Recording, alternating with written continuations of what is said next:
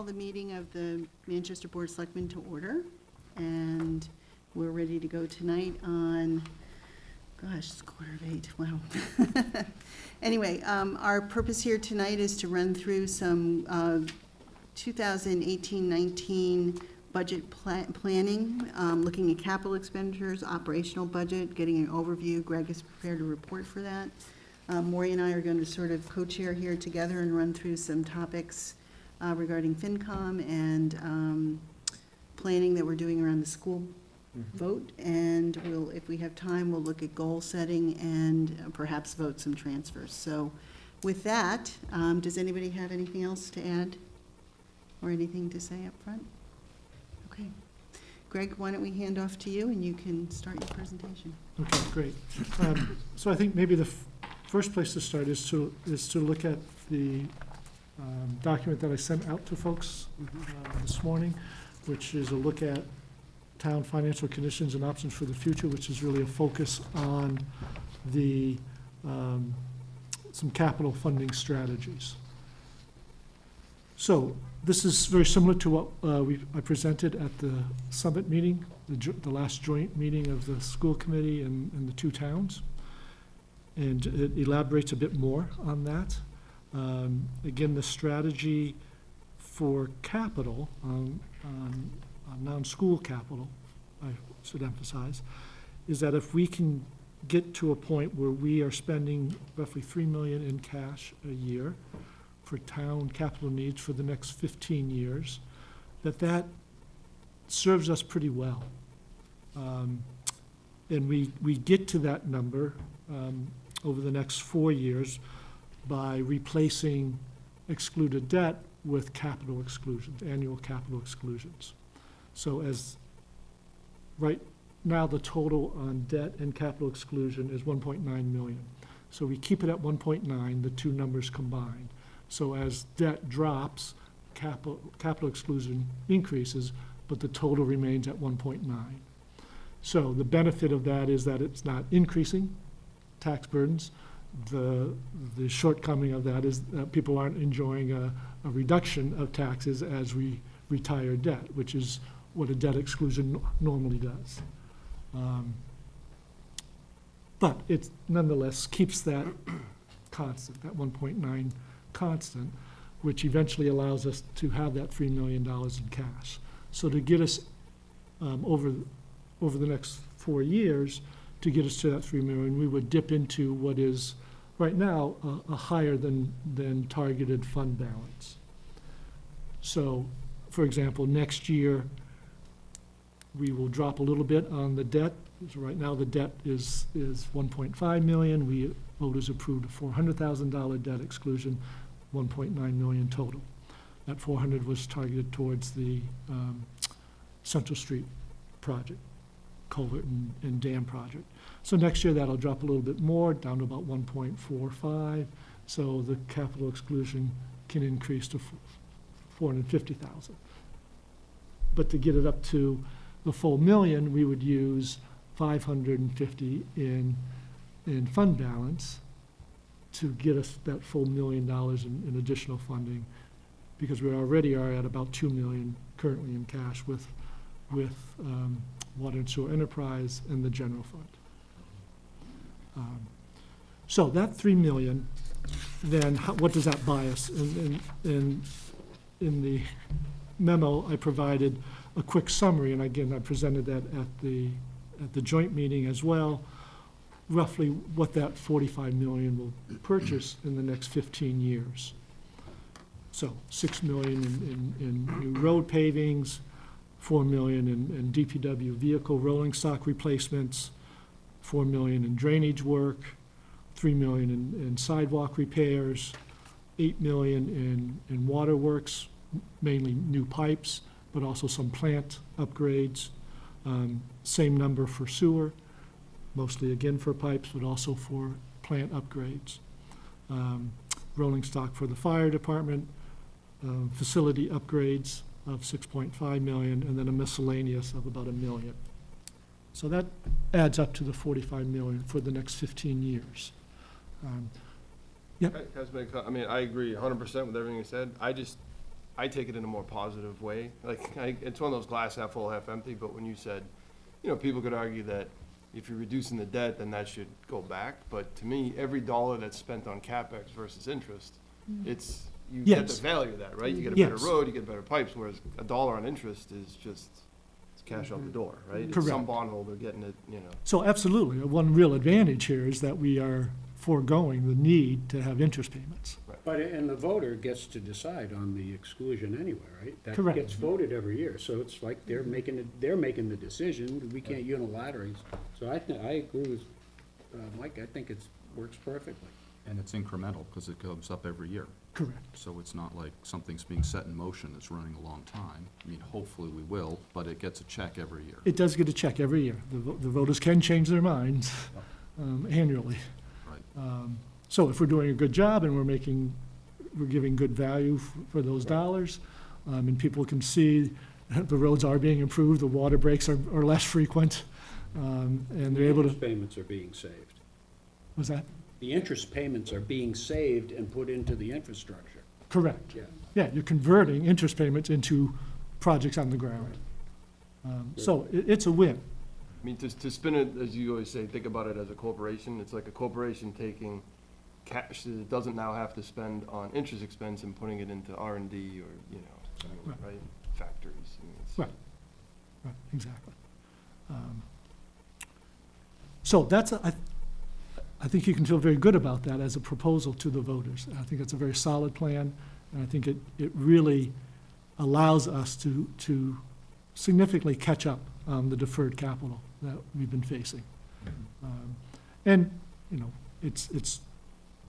it's fortuitous in terms of the timing. What is allowing this to work is we are having that dropping debt service. So we're able to take advantage of that, that fortunate timing. So then the question becomes how to deal with the bigger surprises that will inevitably come up, and indeed how to deal with what are significant needs on the school side for capital improvements as well. So that's where the other strategies listed on the 2 pages comes into play. So certainly some of the bigger items that could help us significantly with the master plan process, there's been a lot of renewed interest in allowing some additional development, commercial development in the limited commercial district, the lands on the other side of 128, both around exit 16 and 15. There'll be a lot of concerns about environmental impacts, and we will need to make sure we have very stringent environmental standards, performance standards, with any changes that happen up there. But indeed, there's an opportunity with working with some landowners to do some pretty significant development. Obviously, that grows the tax base. Is there anything on the horizon? And if so, what's the timeline? What would be a reasonable timeline? So I would say within the next 5 years, it's very possible to see a pretty substantial commercial development go forward. One landowner is particularly interested in sort of an expansion of sort of a life care community with health and wellness services, independent living transitioning to assisted living. So that's one large element. Gordon College is also very interested in providing a significant amount of faculty housing, as well as incubator space for their health and wellness graduates. Is this on But do we get anything out of that? This is land that they own. Okay. And this, They're a not-for-profit. Do we get anything? but these elements would be taxable, Okay. because it's not directly tied to the education institution itself. Are we talking primarily near where the MAC is? So, yes, for exit 15 area, and then exit 16 with the Gordon College land. Just because when that came up with the athletic area, the site work was going to be Oh, it's significant. Huge, Yeah, there's a lot of rock, yeah. a lot of rock. So, yes, it's not an inexpensive site to try to develop. They just pin foundations into rocks these days.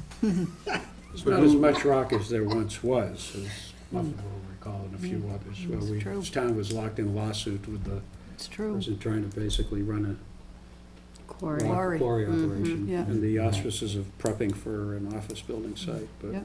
Who would have to pay, like, is it necessarily the case the town would have to pay for that infrastructure? Or, I mean, obviously, I So- assume there'd be a deal, right, where Gordon, just to pick an example, they'd, So one of the things that we're doing with the master plan process is putting together a development process for the town. So any developer that comes to us and anything that wants to be sort of put through planning board, zoning changes, all of that will be done through a very intricate designer review process where the town is at the table with the developer, being clear about what we need and what they will be able to do, and we'll develop together. So that's part of what, if, I'll put a little thing, July 24th, we're doing hopefully a joint meeting, sharing the master plan. This is a big component of that, is understanding the development plans that we're putting together for that. So to answer your question, all of that gets wrapped into this review process and is part of the financial package. But is the expectation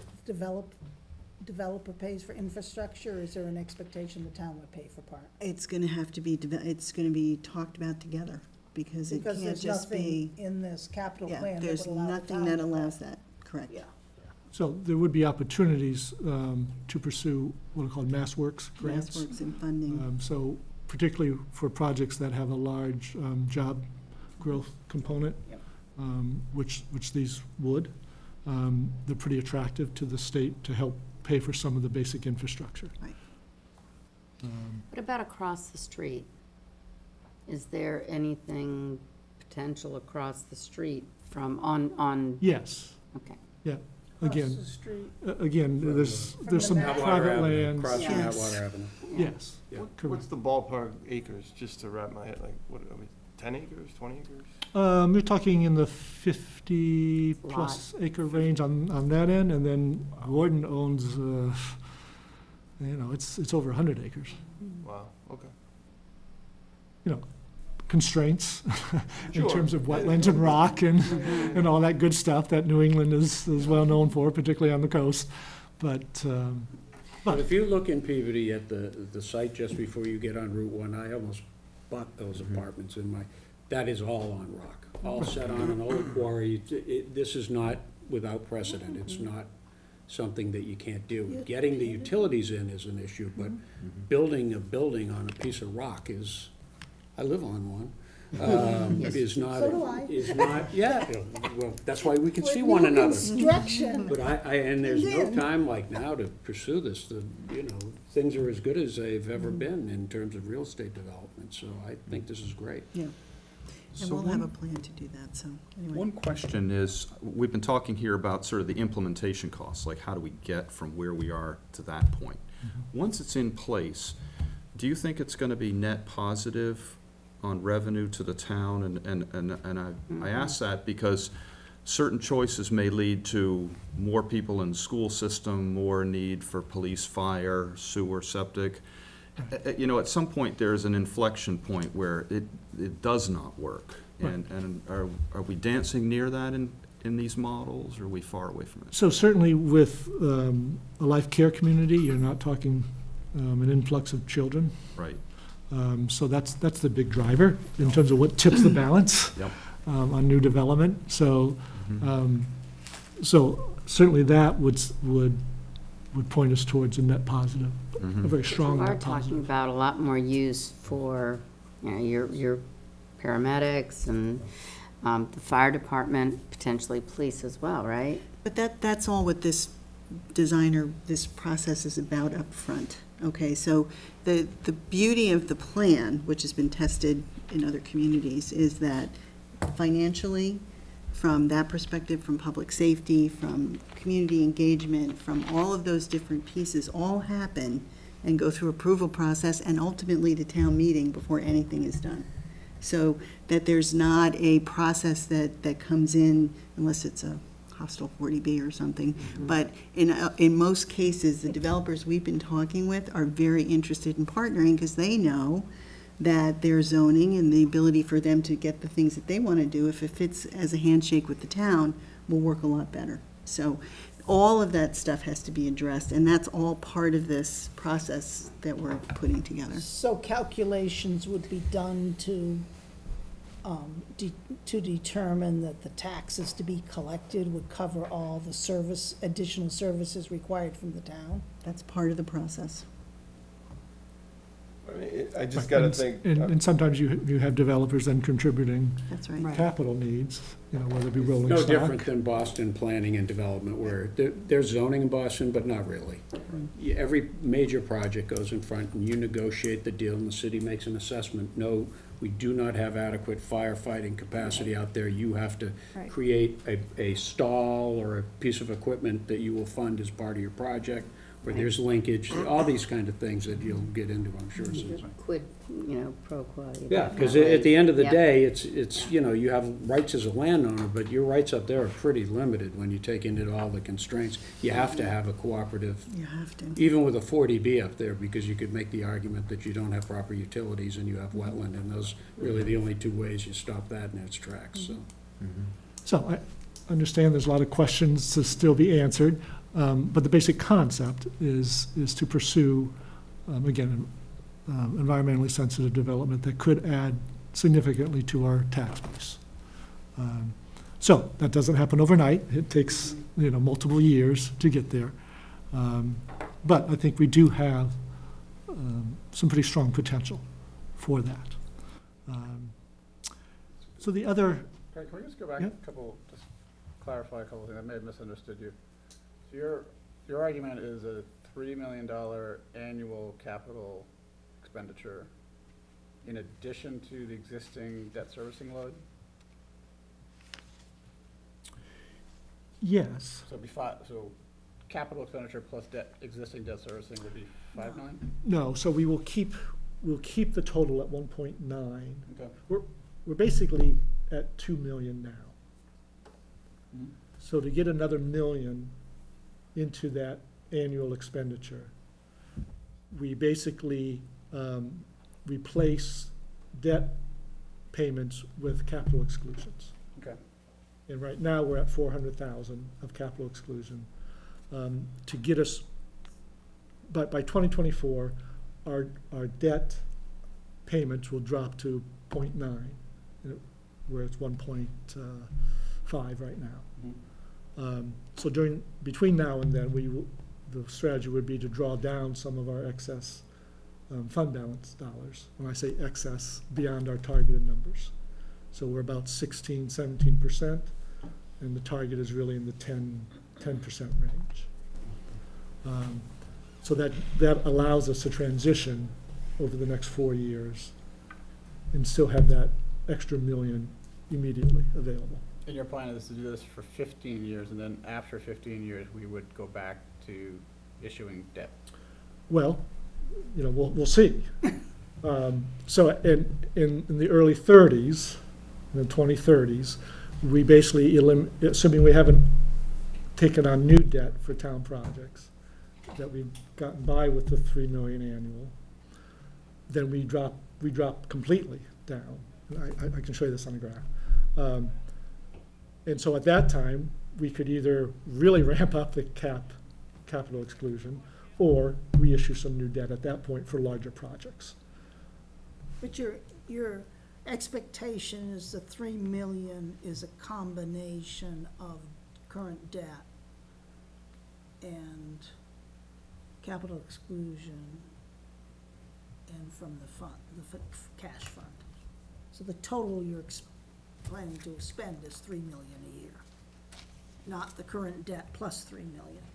It's not current debt plus 3 million, but it is, It effectively totals to it actually will total 4 million, closer to 4 million, if you include the remaining debt service that plays out for the next 15 years.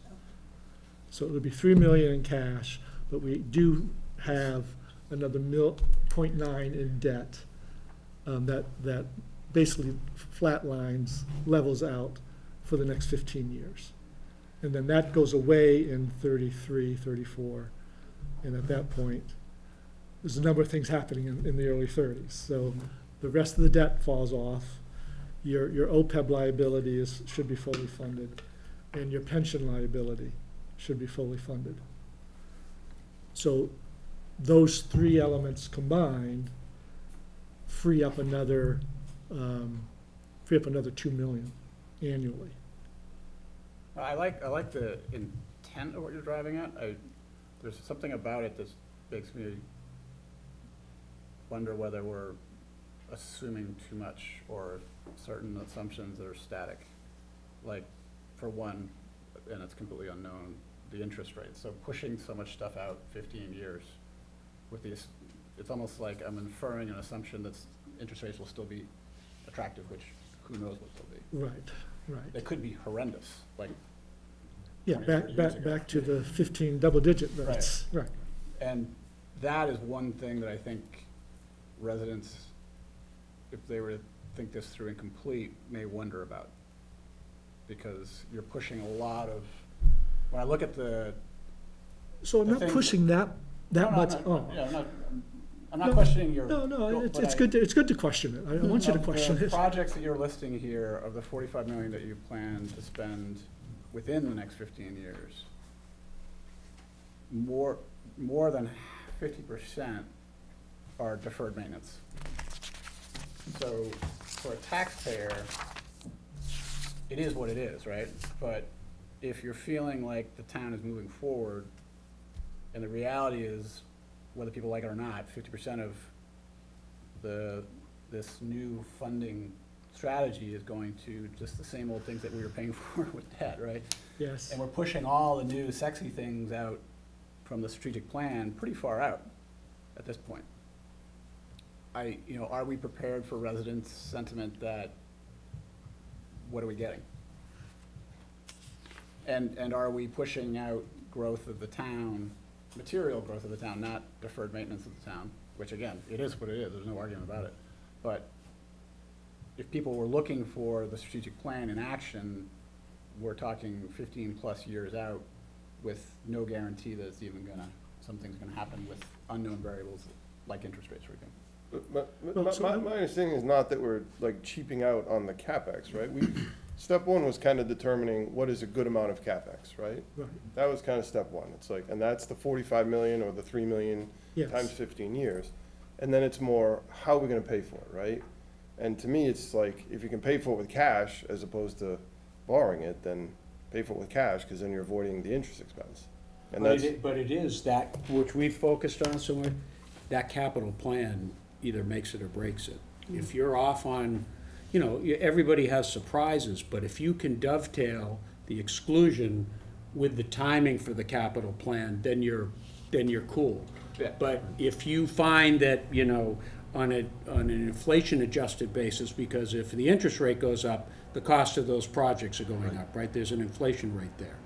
And that argues for what Mike and I argue about, which I sometimes say, you're really smart to borrow sometimes. And maybe today is one of those days, because if you look at where LIBOR was a year ago compared where it is now, it's like a 2x. So, but if you can get those things lined up in a well-thought-out capital plan that's been priced, and you measure that against a cross point that says, if interest rates go to this level, we need to get in, versus, no, we're better off paying, not because cash isn't better, you're absolutely right, but because the opportunity cost of going to 7, 8, 9, and those of us that have been at 14 before, as compared to 2 or 3 or 4 now, you would look like you made a mistake.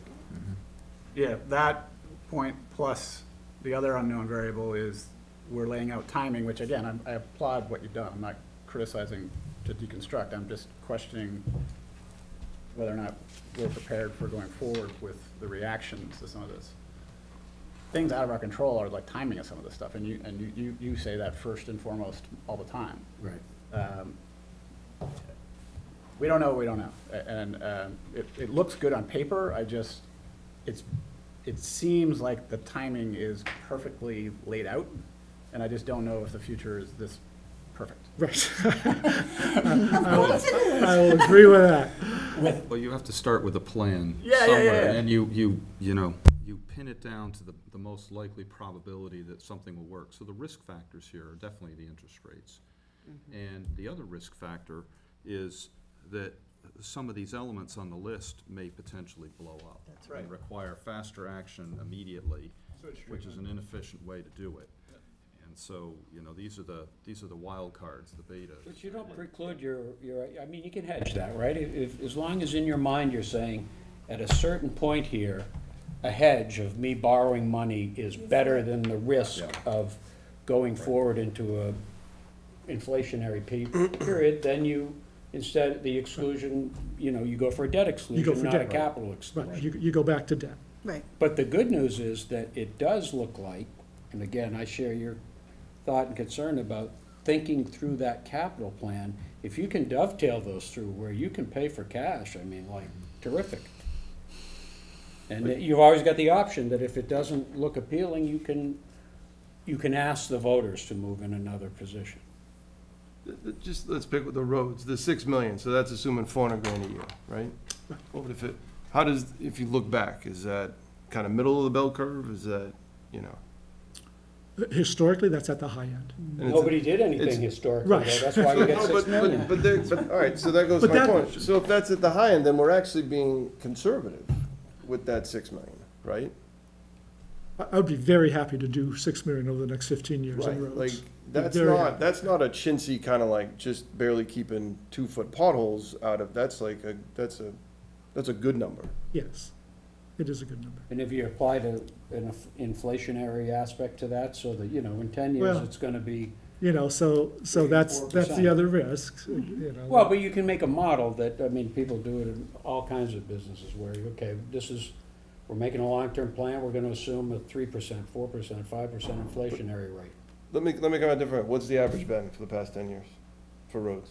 For roads, Yeah. less 10, I'm guessing. Sure. It's probably in the 150 So it's not even half. to 200. So there's baked in 100%. Oh, no, but You know what I mean? you have embedded true angst in those pipes, though, that like you couldn't go at 150, even if you wanted to for the next 15 years. You'd have water all over the street. No, but we're just talking roads, and I'm just Roads. saying, if it's been 150 grand a year for the past 10 years, have been the average, and now we're baking in 400 grand for 15 years, there's a lot of conservativeness, Well, I room mean, for being wrong, let's say, to your point, on the construction costs. Let's say construction costs do go up, I don't know, 20%, you know, but there's so much room baked in there, Yeah, but the roads are between the in pretty 150 and the bad 400. condition. What's that? Roads are in pretty bad condition. Right, The objective is to get them fixed right, in the next I mean- 15 years. right. But it's all a model. It's a model of, you know, testing the inflationary thing. But the good news is you get to take a look at it. What did we spend last year on roads? 350. And what did we do? Pine Street, Harbor Street, Yeah, we did Tux Point Road, all Yeah. kinds, yeah. No, that's not very much. Pine Street's Pine pretty big. Street's a lot. It's That's a pretty big street. If you do Pleasant Street is one, not. you know, 1 or 2 roads a year, that's good. Especially if it's Right, big that's roads. what I'm saying, is if you're saying 400,000 is a lot, I'm saying that's not doing a lot of roads. Oh, no, it's not a lot of roads, That's what no. I'm saying, and I'm saying there's a lot of roads in trouble.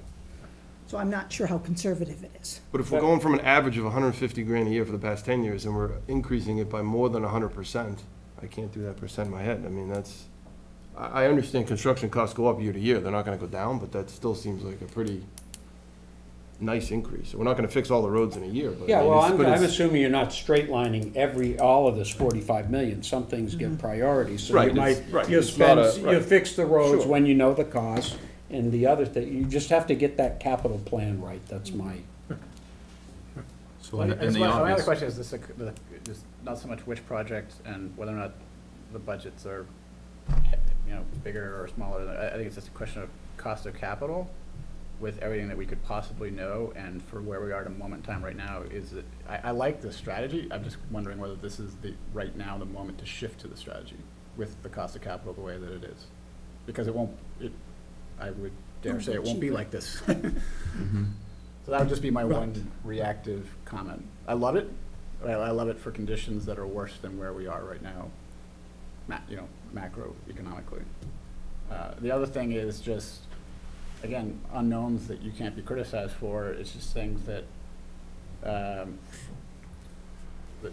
to Maury's point, the timing of things, do we have enough cushion to flip a bit on some of the prioritization? I'm assuming we do, but I think that may be called out a little bit more, is the flexibility to swap in and out. But this is just a best guess current layout, but the reality, a little bit of a risk comment section, just saying it may involve heavy switching. And the third thing would be maybe calling out, you have it in here, but I would call it out a little bit more, is bigger questions. There's the vague reference to the Essex Elementary in here. That piece makes me nervous because we have really no clue what that is. We really don't understand, I think, intrinsically what the town of Essex feels about this. We will soon enough, but I think there's an implied assumption across the board that Manchester's going to respond, and we don't know what that's going to cost. So that could be a big number. Right, so And so that'd be another- the strategies for funding the district needs, that's where we talk about some of these other areas which are less assured. Whether it be commercial development, whether it be, do we want to use some of our conservative estimated local receipts? Again, we're extra conservative there, we have some capacity, should some of those dollars go towards district capital needs? But Or are people willing to just do a debt exclusion 100% for the district needs? Aren't our conservative revenue estimates merely a timing factor? Doesn't change the amount we have to spend. It's merely the year in which we have to spend it. Well, so we have been growing the fund balance, so it has it's not- crept up. It's not timing, it's more cash in our pocketbook. But So we have, traditionally, the strategy has been to be conservative on receipts, let it roll into fund balance, and then take it out of fund balance for one-time capital expenditures. Right. Pretty solid. Right. Solid approach. Even with that approach, that fund balance has been growing. It's just getting too big for that. But I would argue the approach is to spend more of the fund balance and not tinker with projections which are only year to year. But the fund balance is just showing you a net result of all the other flows, right? Right. You got the outs, you got the ins, and then the net comes Yes. down to the fund balance, right? Yeah, but I'm saying that the projection of local receipts mean nothing. It's just this year or next year, whereas use of the fund balance is a strategic decision. Not the way I understand it. If we are not conservative and we kind of bake in this, less conservative, then it's kind of like we know pretty much there's gonna be an extra, whatever it is, couple $100,000, or I don't know what the number is, that, right, is gonna roll into the fund balance. And I guess historically, we've kind of looked at that as maybe the, the indirect way to spend on CapEx. Right. But the result is that if the fund balance is continuing to do this, then even if we've done that strategy, there's even more that Correct, above and beyond. correct. So we could sharpen the pencil a little bit, right? Yes. And spend more of the fund balance. Well, at some point I you have to wouldn't say- say I to the wouldn't say- voters, no, I wouldn't- you I were wouldn't taking say- money that we didn't think we were gonna get. If the expenses ever ran like that, we'd be pretty cranky. It's So not I- spending at more some of the fund point- balance, it's just, it's reducing the rate of increase of the fund balance. Right, Those by are two- being those more are two realistic. different. Those are two Yeah. different things. So if you think about using the fund balance almost like as a meter, Right. it's like a gauge. And if year to year that gauge is going up and up and up, it means we're probably putting too much of the taxpayers' money into that. Right. And we ought to be putting more of that money back toward the projects that need to be done, or tax rate or something. If that number starts to go down, we watch that and adjust accordingly.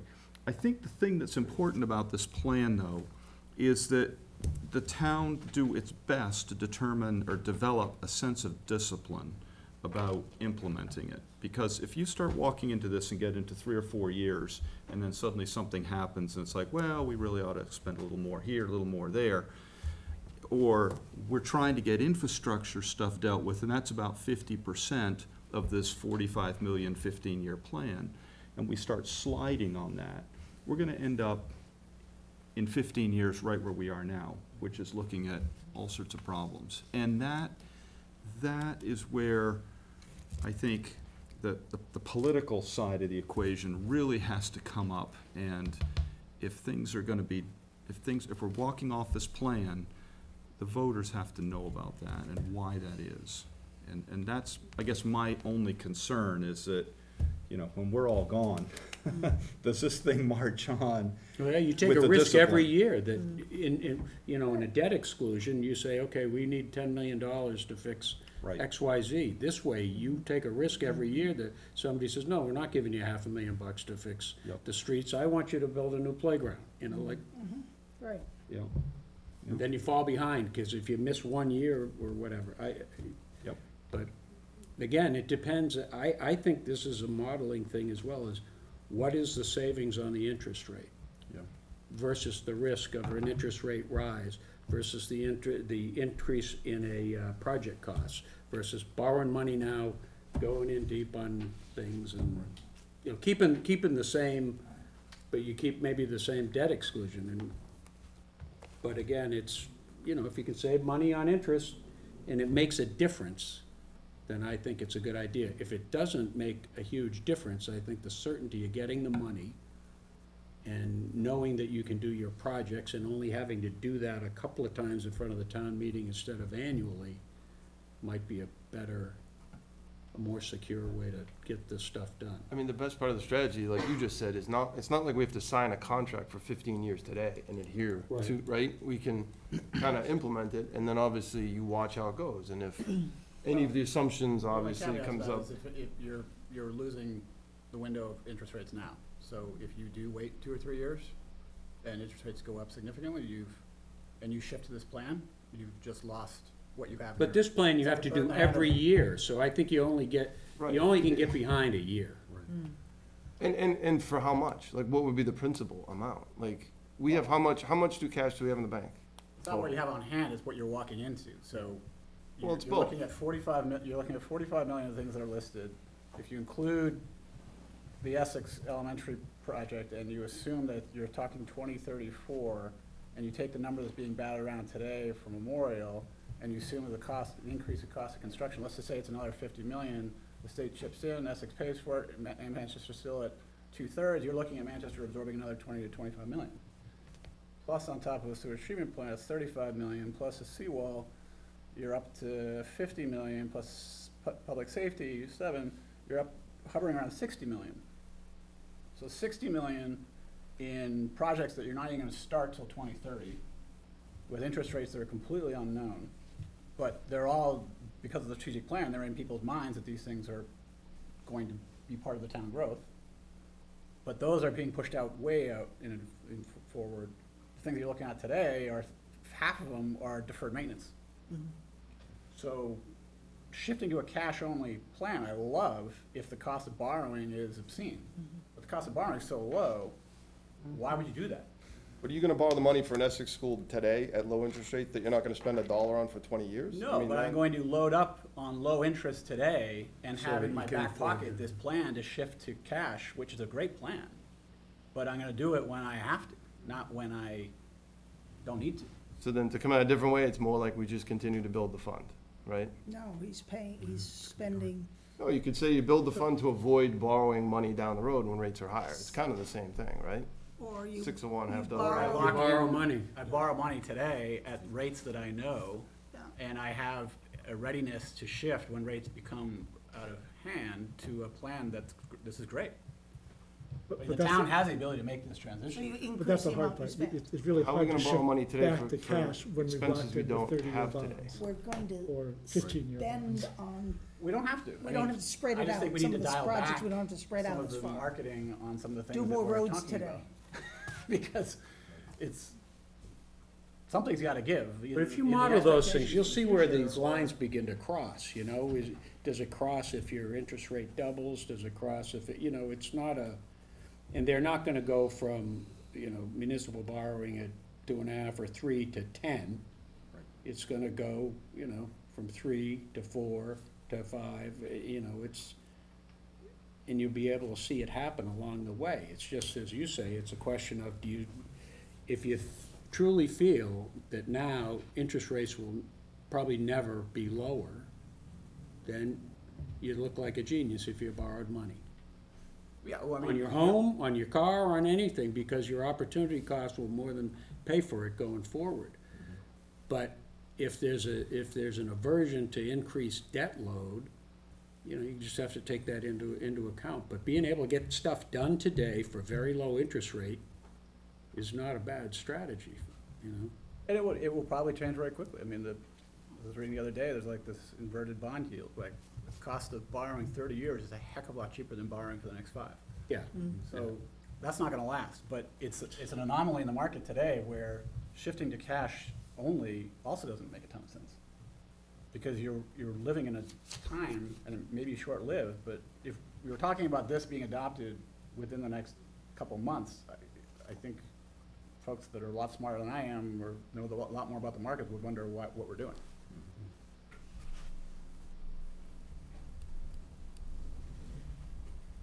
Well, the time frame we're really talking about here is 15 years and probably a 5-year transition at the beginning of that 15 years. So that's kind of the rough time frame here.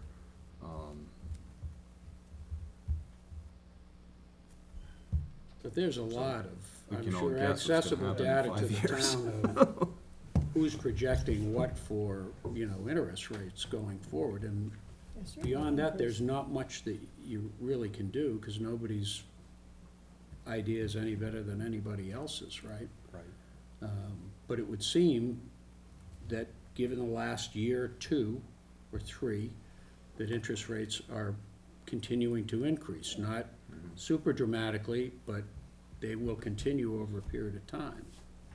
That's why, you know, if they go up another %, what does that mean to us? Does that ameliorate our risk enough to do it today, or wait? I don't know, but that's not a hard thing to put into a model. Right, and also inflation of the other. Same thing, yeah.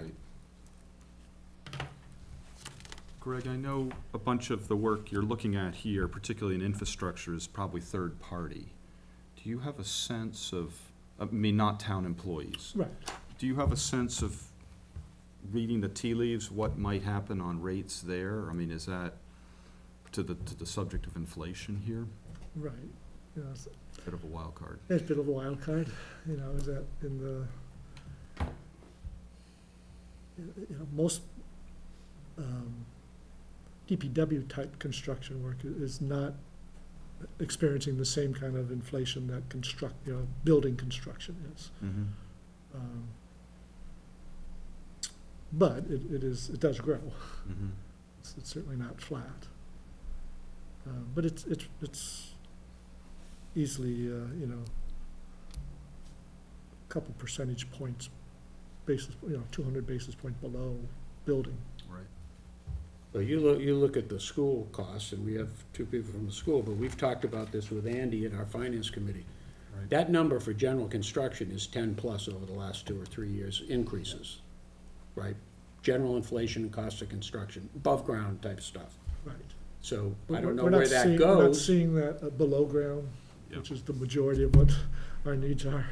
but you don't have a bunch of above ground things here, is the good No. news. We don't have we're gonna build 5 buildings, in which case, I mean, one of the arguments for the school is you can say whatever you want, but if you don't say yes this time, 53 turns to 58 next year. You decide. Right. That's an awful lot of interest payments.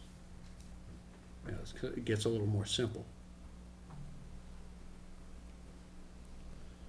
So So- let's finish going through your list, because I want to get to the school piece, which is an important part of this discussion too, so. Right, so in simplistic terms, what are the choices for funding district needs? So there's potential new commercial growth. There's using some of the excess conservative nature of our local receipts. There's freeing up dollars, operational dollars, through regional services, through cutting back on services, to trying to find more efficiencies in our current operations. So are there opportunities to save on operating dollars? Our two utilities, both water and sewer, are basically subsidized by the general fund. We could raise the rates faster, water and sewer rates faster, to free up, again, general fund money. You could argue that that's just taking out of a different pocket from the same person, but it is a strategy that is available to make the enterprise funds more self-funded on the capital side. They're self-funded for operating, but water depends 100% on the general fund, and sewer depends 25% on the general fund. You know, we've not done much benchmarking in that area. Do you have a rough sense of where our water sewer rates sit relative to like communities or neighboring communities? Are we middle road, high, low?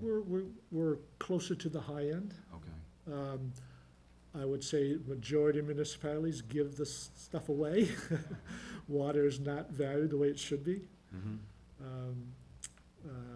particularly drinking water. Sewer costs tend to not be quite the giveaway that the water is. You will see majority of municipalities catching up to us and surpassing us. The day of reckoning is upon everybody. We just got there a little sooner. Yeah, we're finalizing our rates on the 16th. Well, and unlike many of the communities that are like us or even surrounding us, they have far bigger crises mode in delivering those services, water and sewer. I mean, dire problems and water quality Yeah, issues just that we north don't of have. us. I mean, people are enjoying that at what I think you're right is gonna turn out to be a discounted rate. Yes. And that's a direct, we talk so much about people, you pay X amount of taxes. Are you worried about that number, or are you really just worried about the value you get for that number? And water and sewer, if you say, this is what it costs us to provide that, so this is what you should pay, it's like, that's a pretty easy discussion to have. Now, what they'll say, who knows, but that's a value for value proposition, whereas, God, how much time do we spend, like, should we have a new ladder truck, Like, it could never be a ladder fire, like, let's see, is that worth X? Water's worth a lot, Just for an example, I understand. Let's put that example back in the pocket and not go there. But I think you're right. I just thought it was an appropriate example, that's all. It's a familiar echo in this room, for sure. Sound group. I mean, I think that the relevancy of the number, though, occurs when the other rates of other communities catch up to where we are. Correct. And so, I'm sort of thinking about this more at the surface level. Most people would say, hey, I feel like I'm spending a lot for water. And then there's an article in the Gloucester Times where Manchester's shown at the absolute top of the list, or the Boston Globe, and then it's like, okay, well, wait 15 years and we'll be in the middle of the list, but voters may not want to wait 15 years. That's the challenge. We have been pretty aggressive raising those rates the last 5 years, and there hasn't been a lot of And no pushback. pushback. Right. Hasn't been much pushback. People continue to water their lawns. They and do. It's a tremendous amount of water. They do. We have not seen the high-end users cut back. You haven't? No, no. Okay. You need to So- have meters that people know what they're spending every day. Right. So, obviously, straight debt exclusion is an option as well. And then just the timing of the different projects is the other lever that we have here. So, in summary form, that gives us what, at least I've identified. We can talk about other ideas as well, but those are the list of ideas that I put out on the table for you. And you mentioned here redirecting funds currently earmarked for OPEB and pension liabilities. Right, so again, that's 15 years from now. Okay, I just think that there was so much to do over that might not be an avenue that would be. No, but that's after you've paid it all off. You just Right. have, That's what people you're are fully used to funded. paying, so That's fully instead of funded. paying for that, you pay for something else. Oh, okay, got it. Yes. Yep, okay. Yep. You're not cutting down on what you're putting in. No. Right. Right. I mean, it is important to mention that there are a number of assumptions, and, you know, I think Dan Sherman does a great job, but he's the king of the assumptions. Yes. And, you know, ROI of 8% or 7.5% is a little high, and, you know, life expectancies and all this other stuff, you know, we finished those meetings, we're pretty tired. And there's a lot of question as to what's real and what's actuarial and all that, so. But even with taking some more conservative assumptions, so I was plugging in about 5.5%. And we were getting there by the early 30s.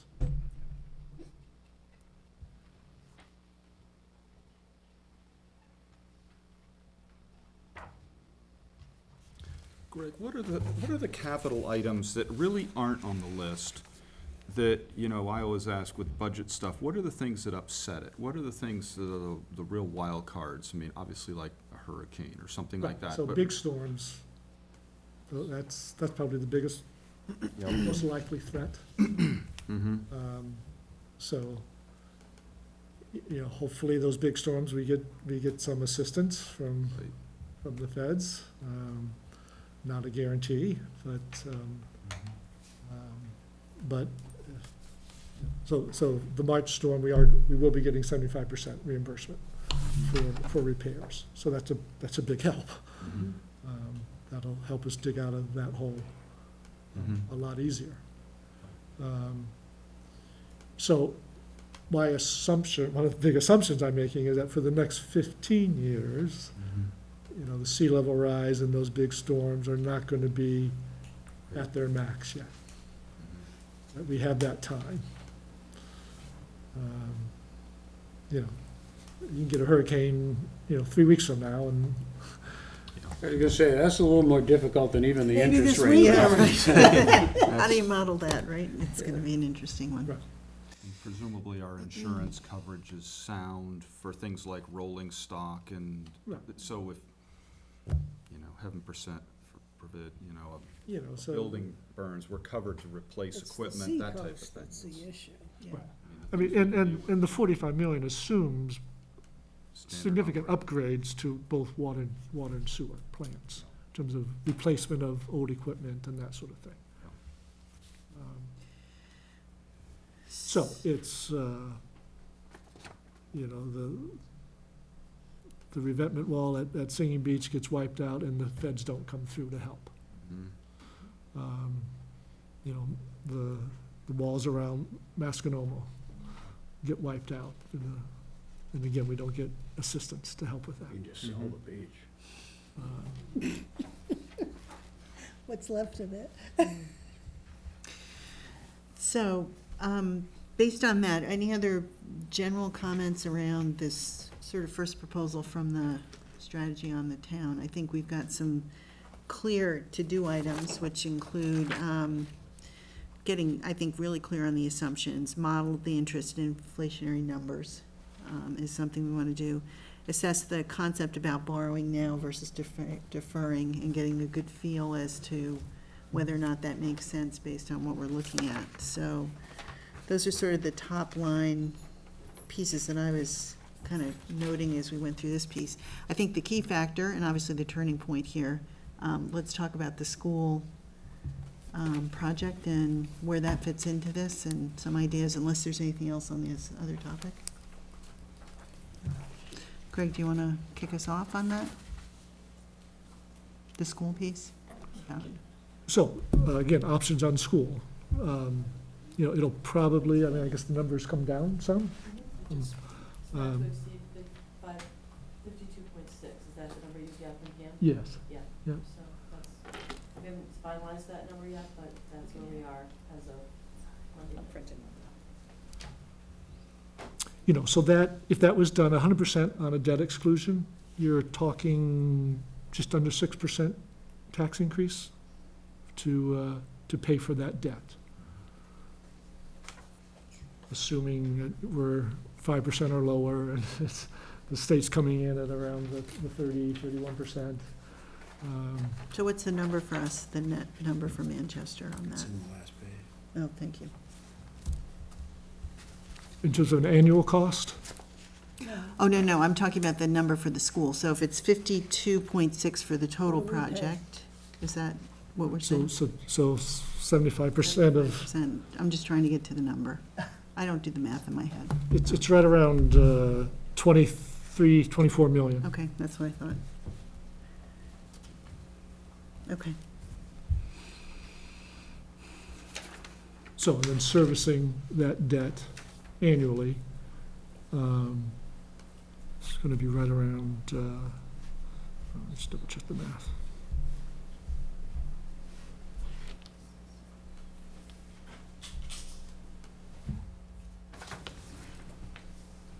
Yeah, it's gonna be right around 1.5 million, probably a little less. What was that one? 1.5 million roughly, very similar to what the current high school debt service is. So that would be for 30 years. For 30 years. So 1.5, 30 years means it's about a 45 million ticket if you just look at it straight Right. out. Yep.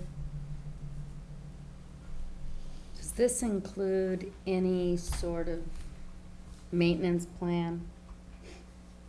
Because I thought there was some sort of maintenance plan for the middle high school, but based on what I was reading, it doesn't, May I answer that? So part of the MSBA requirements is that you show your district's maintenance plan on your facilities. So that plan had to include middle high school and the other schools as well. So it's a requirement, which is a good idea, right? For the MSBA to ask you to give a facility that, so. but I was, with what I read over, it But whether you seems can there's, fund it or not is the question, your maintenance plan.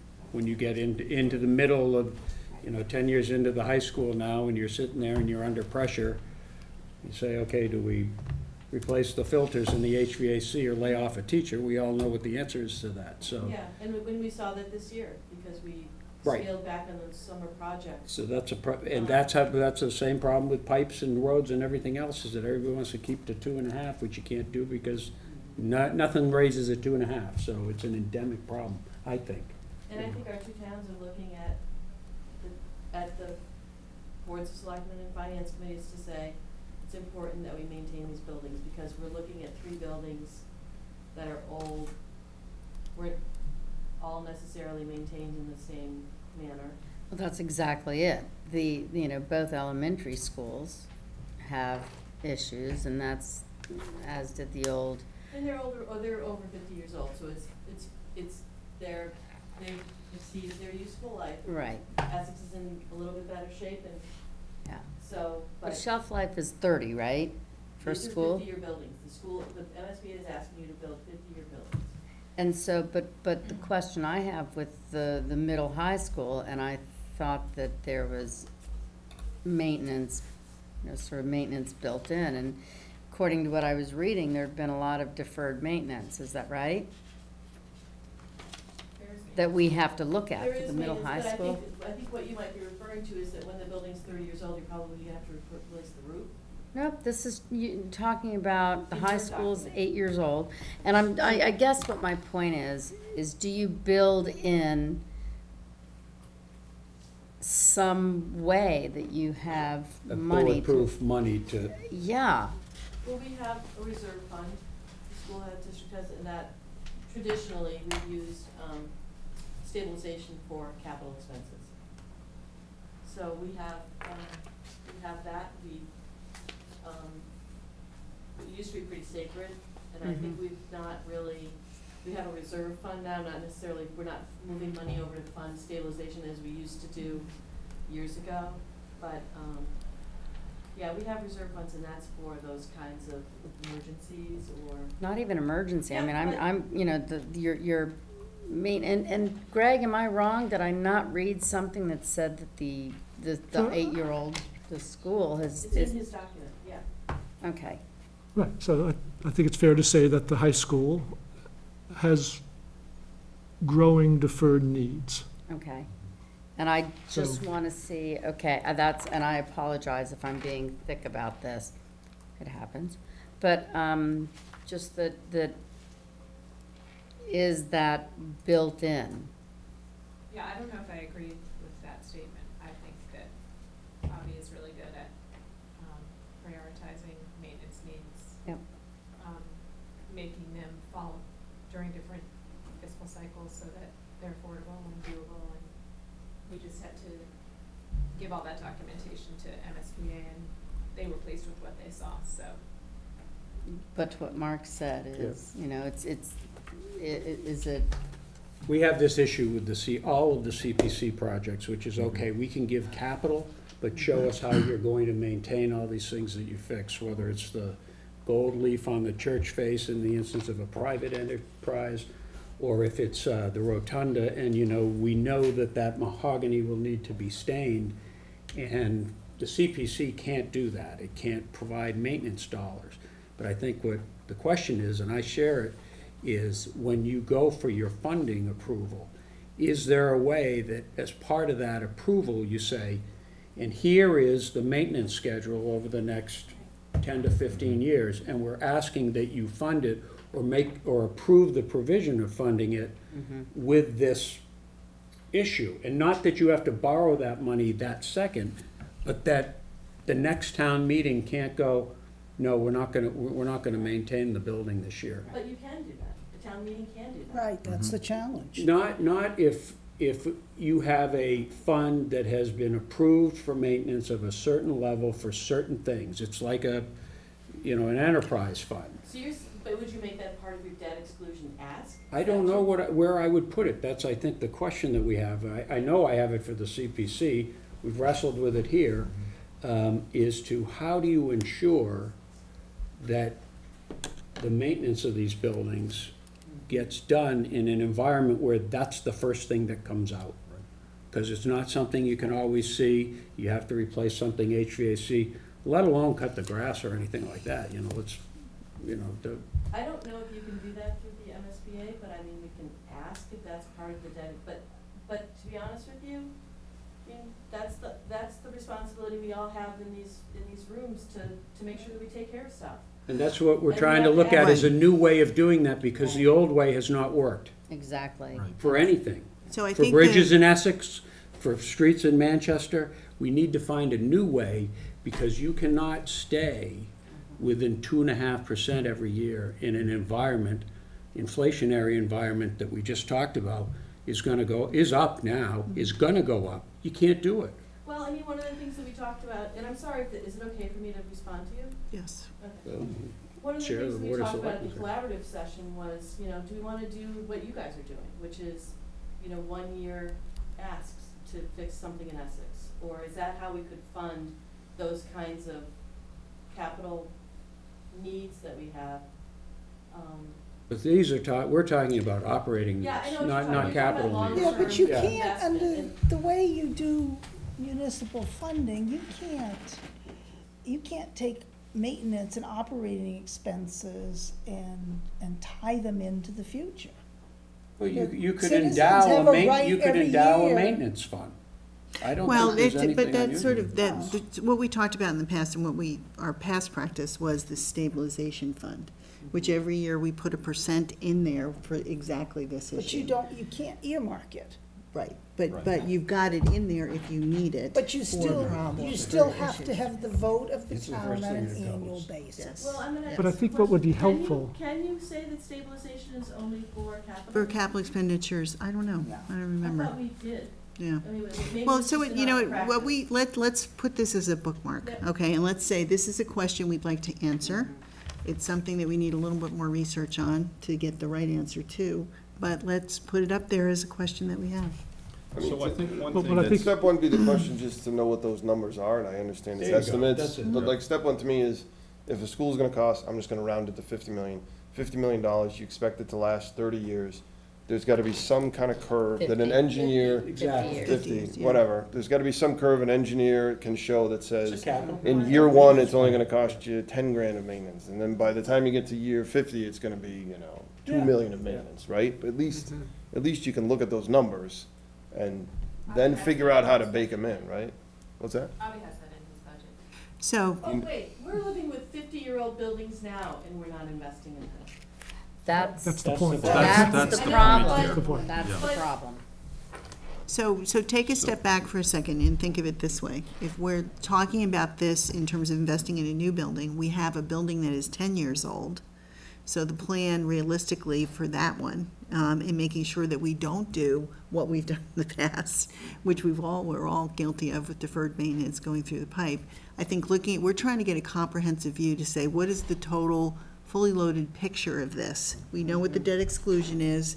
We understand that. We understand that the other sort of stream here looks at operational and maintenance costs. And if we can look at those numbers and just get a sense, because I think it all ties into this 15 to 30-year planning that we're trying to do, which gets us there. So we're trying to get the fully loaded picture. And I hope that there's a level of frustration here, because our operating budget does account for capital expenditures, and when we have to cut. I understand. We're I cutting understand. that maintenance budget that you're asking for. That's the So- point, and that's what we're trying to address, is to make that a Another way little of more putting it, bullet. it accelerates the depreciation. Right. By not maintaining these buildings, we're actually not getting a 50-year building, we're gonna get like a 25-year building. Mhm. No, we'll just get a 50-year building that's really failed, like, Oh, It's failing. in effect, Same effect. Like the old high school with black mold So we're hanging paying, down. we're paying a $52 million building, but in reality, we're gonna get for half the lifetime by not maintaining it. So one of the things that would be helpful to see here is, we're talking about maintenance on a 10-year-old high school building. We're talking about projected maintenance on a potentially new building being built. And then we're also talking about what maintenance is required for Essex Elementary. And it might be helpful maybe to see if Avi and team can put together, what's the maintenance model for all three of those buildings over the next 5 years, Yeah. 10 years? And that way, obviously, you know, Essex Elementary is gonna be increasing in its maintenance, and that will follow into a decision about that structure and when it needs replacement. It'll give, hopefully, everybody a heads up about the high school and what level that starts to kick in, and it also gives you kind of a future run on, if the new memorial happens, when do we start addressing that? Yeah, that's perfect, that's Mike's point, I think that's a good place to start. It sounds like Avi's got the numbers, which is great, it's just, we just wanna kind of all look at the numbers and then, you know, those numbers applied to the brand-new school, right? and then funding. That's right, figure out how to, exactly. Right, User can't do it fees, alone. just like sewer and water. yeah. All right, so that's one topic. Any other questions on the school project piece at this point? Or thoughts? If I can just say that I'm not trying to be, what's the word? I lose my words. Not appreciative of all the work Oh, that's no, been no, I don't done. think you, I don't And, think you take that way either. okay, good. But I get it, it's just that we do that in the operating budget, and what's happening is that every year, we are facing other challenges like insurance. And so Absolutely. we're losing program, and we're losing the maintenance budget. And you guys are well aware because you've been in meetings with us, it's just, you know, there's only so many dollars, and Well, that's why we're trying to figure out a different way. Yeah. Right. I think it is time to come up with a new Your way. approach. Okay, any other topics on the school piece at this point? I know So we've got to, go ahead. I just think it's helpful to think ahead, Mhm. and in terms of how you want to go about deciding how you want to finance the new memorial.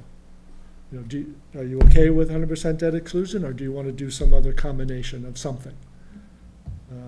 So at some point, we need to have that conversation. Maybe it's on the 25th when we all get together. But the fall will be here sooner than later. No, and I think that the purpose of tonight was to start this conversation and to kind of flesh out what are the things that we need to understand in order to have that next step. So, not that we want to drag it out, but I think from the 25th, which is our next combined meeting, it's important for us to have the conversation with Essex and the school, everybody together.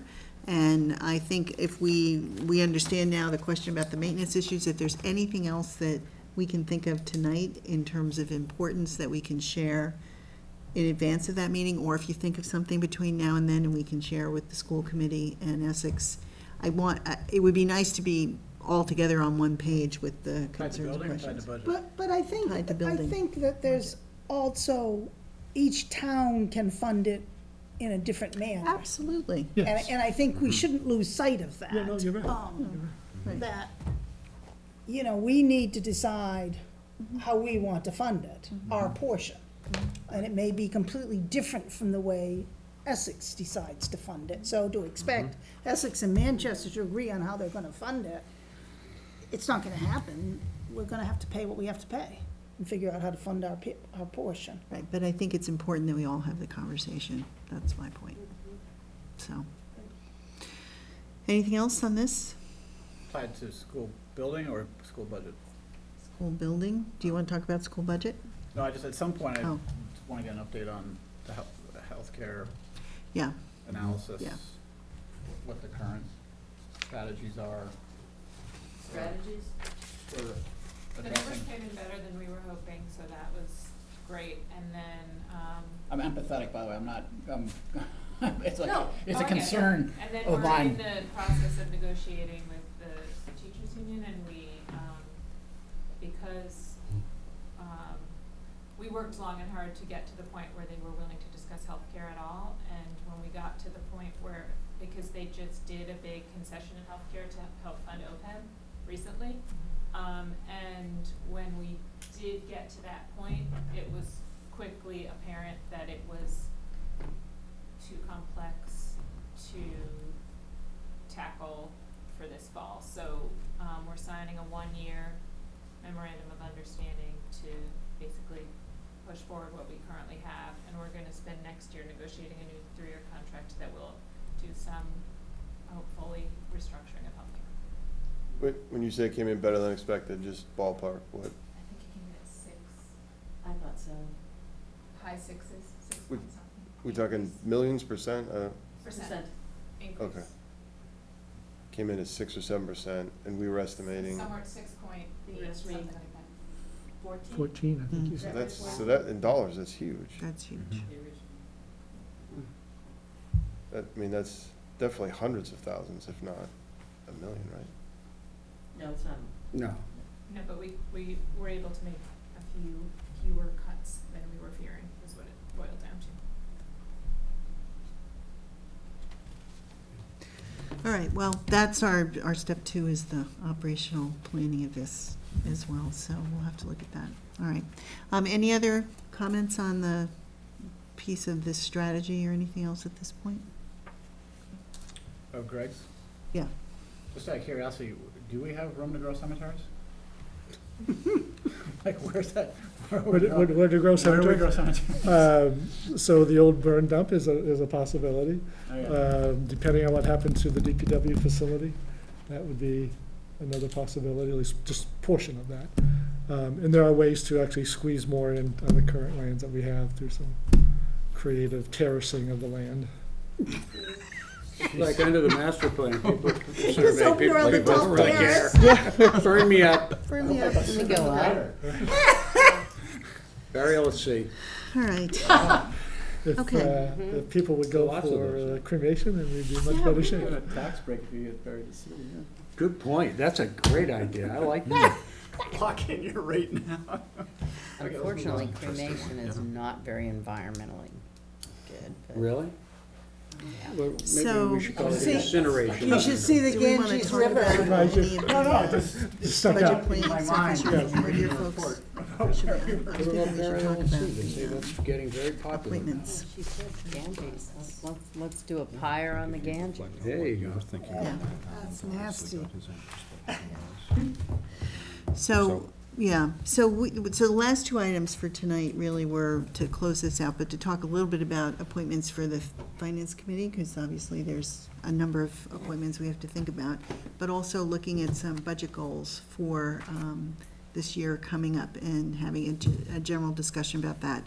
Why don't we start with the goal piece, and Greg, and I think Maura, you have a couple thoughts too, just to put out there. We've asked for some input, we've got a little bit, but let's just sort of talk directionally what we're thinking of at this point, and Greg, if you want to share, and we can dovetail in this. From the So in terms of goals. goals. Mhm. So I think pursuing new service models, particularly in the public safety realm, regional service options. Don't know if it'll be, not likely to be ready to be in place for the 20 budget, but we need to be going down that path sooner rather than later. It'll take time to develop, but identifying that as an important goal, I think, is important. And we need to start having conversations with our neighbors to explore options. The master plan coming to fruition by the fall. Just on the regionalization, are there particular departments that you think are optimal for looking at first? Well, so I'm of two minds on that. I think public safety presents a lot of opportunities, but they are also probably the more difficult ones to bring across the finish line. So there may be some opportunities for more back office, if you will, functions that aren't as visible and don't gain as much savings, but nonetheless establish a pattern for us. Like DPW maybe? No, more IT. more admin work. Yeah, IT, processing, receipt of tax monies, those. Yeah, back office is a good, yeah. Yeah. description. We've already kind of gone down that road in a lot of those departments, haven't we? Well, we're not spending a lot on those departments, so the potential savings are not big. But it just may create relationships with other communities that establish a Starting trust point. basis. Right. Do we have any good examples, Greg, of where, some of these integrations or regionalizations, other than school systems, have been effective? I was trying to think the other day, how many towns have a combined police department or a combined fire department? Now, I don't know the nuances. Maybe if you have certain capabilities on your own fire department and you regionalize with emergency services or a ladder truck with somebody else, I don't know, but I haven't, is there a good model for any of these things, or is this like new territory for everybody? Well, nationwide, there are good models. 'Cause you get out in New England, it's all county-based. Right. If you need to look outside of New England. New England is terribly provincial, and there aren't very many good models in New England. But there are good models elsewhere. The rest of the country, that's how they do it. Sure is. The police, fire, schools, We it's all got rid of county. our county structure. What's that? We virtually got rid of our county structure, Yeah, we went the other way. I mean, Yeah. it's- except for jails. But given that, is there, in the time frame that we're hoping for, in 24 to 36 months, is there real opportunity, or should we all just go like, yeah, if we were in Iowa, there would be opportunity, but we're in Manchester, and, we're just not gonna have a fire department with Gloucester, it's just not gonna happen, and we move on, I guess I wouldn't suggest throwing in the towel, Yeah. just because I think things are going to change. The economics are going to drive it, and it's going to be more imperative.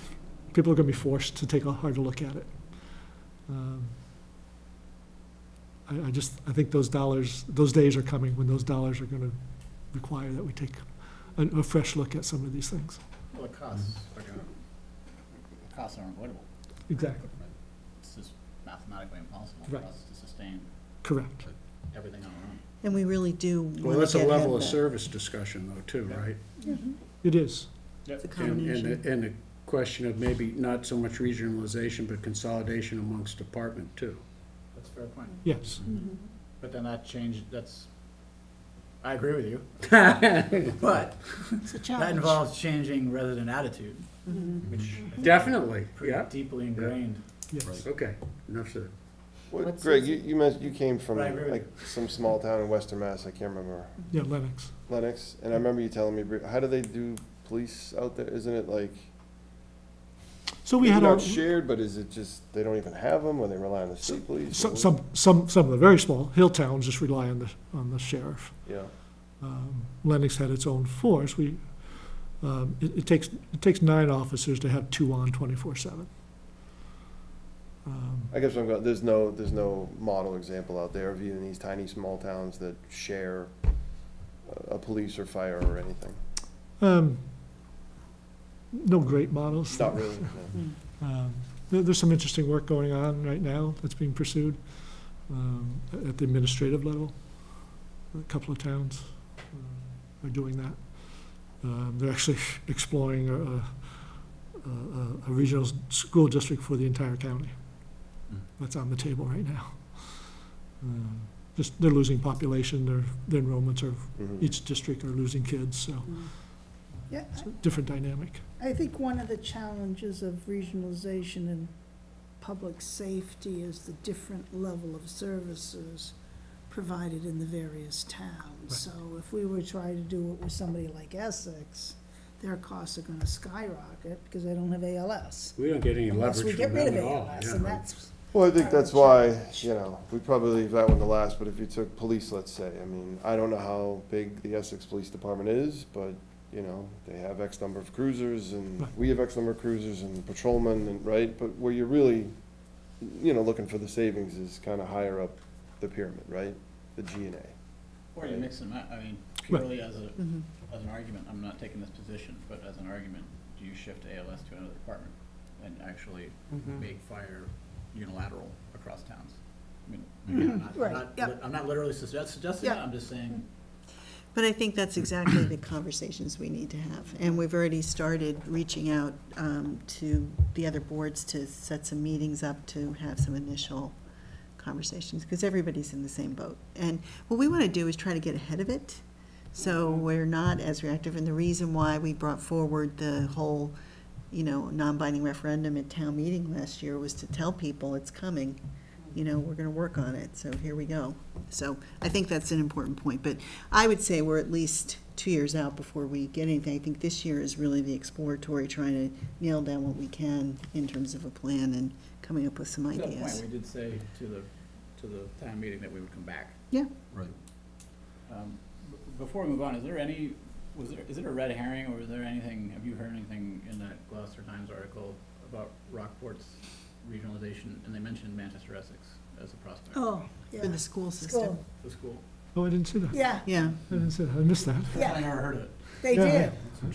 Yeah, I was at a meeting, it was a small meeting of people at actually at the Gloucester Chamber, and there were folks from Rockport that said they're absolutely inevitable that they have to do something. Yeah. Oh, gosh, And they were saying they wouldn't want to go they into wouldn't wanna go to Gloucester, they Gloucester, want to go I- I- I into just Manchester. I'm wondering, like, are they? They have geography called yet? problems. No, We need to get into the I haven't transportation gotten that business call. That's right. for that one, but Well, we that's need to get the into the challenge. transportation business for that one, but that could be a Cost of moneymaker. we talked to them years ago when we were looking at different Sounds options. like it's a very, to your point, per the article, it sounds like a very discontented situation. It's No, common. It's Yeah. hard. It's, Yeah. yeah, We've got a They lot of don't choice have that. again from Gloucester it's right very now. hard. The bus to One, Essex. one just little, What's that? Bus sub-point. to Essex, the second bus to Essex is $15,000. Mhm. With 3 Just to kids give you on an it. idea that what would it would cost to go to Rockport. Right. I mean, that, one bus. Yeah. Well, Just I one- think one it little- probably goes the other way, right? That they're looking at it like, they'll pay for the buses if they can save a superintendent and assistant superintendent and 2 principals and, right? So that's my guess, how they're looking Except at if it. it's a regional school system, everyone has to pay their share.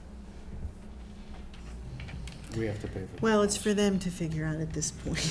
So, anyway, did you have a point more? It all has to do with just, that formula, right? Yeah, So you, does. all the work's on the front end of the formula, right? yes. I think on the regionalization thing, just a sub-point on that is, although we may not see financial gain from it in the next 24, 36 months, the thoroughness of discussion about what we do with budgets, it's going to come up. I mean, if you're putting a choice in front of the voters about level of service and cost of efficiency of delivery, the most logical question that's going to come right over the transom is, have you explored regionalization? And although maybe there aren't things set up, the fact that it's in process is key. So, yeah, Yes. gotta And do it, we'll have gotta to- do it. we'll have to watch what happens up at the rec, because Right. it looks like the state will be taking that over, so that'll be a game changer potentially there. Yeah, it'd be If the interesting. state can run it. What are they taking over? The regional dispatch. Regional Dispatch. dispatch, they're gonna take it over. Oh, I see, okay. They're talking about it. Was that, When did they announce that? It's not It's not fine definite. talking. right, they're Another projecting 2 a year years. from now.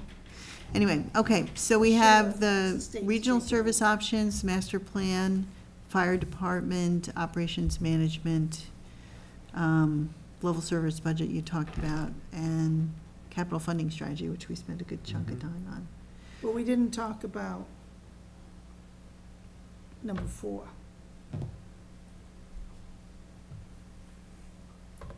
The level service with a more austere budget.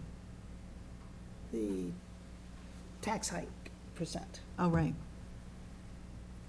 You keep doing 2.5%, you just do something else. right. Well, that's one of the questions that we have for a goal in our discussion, right?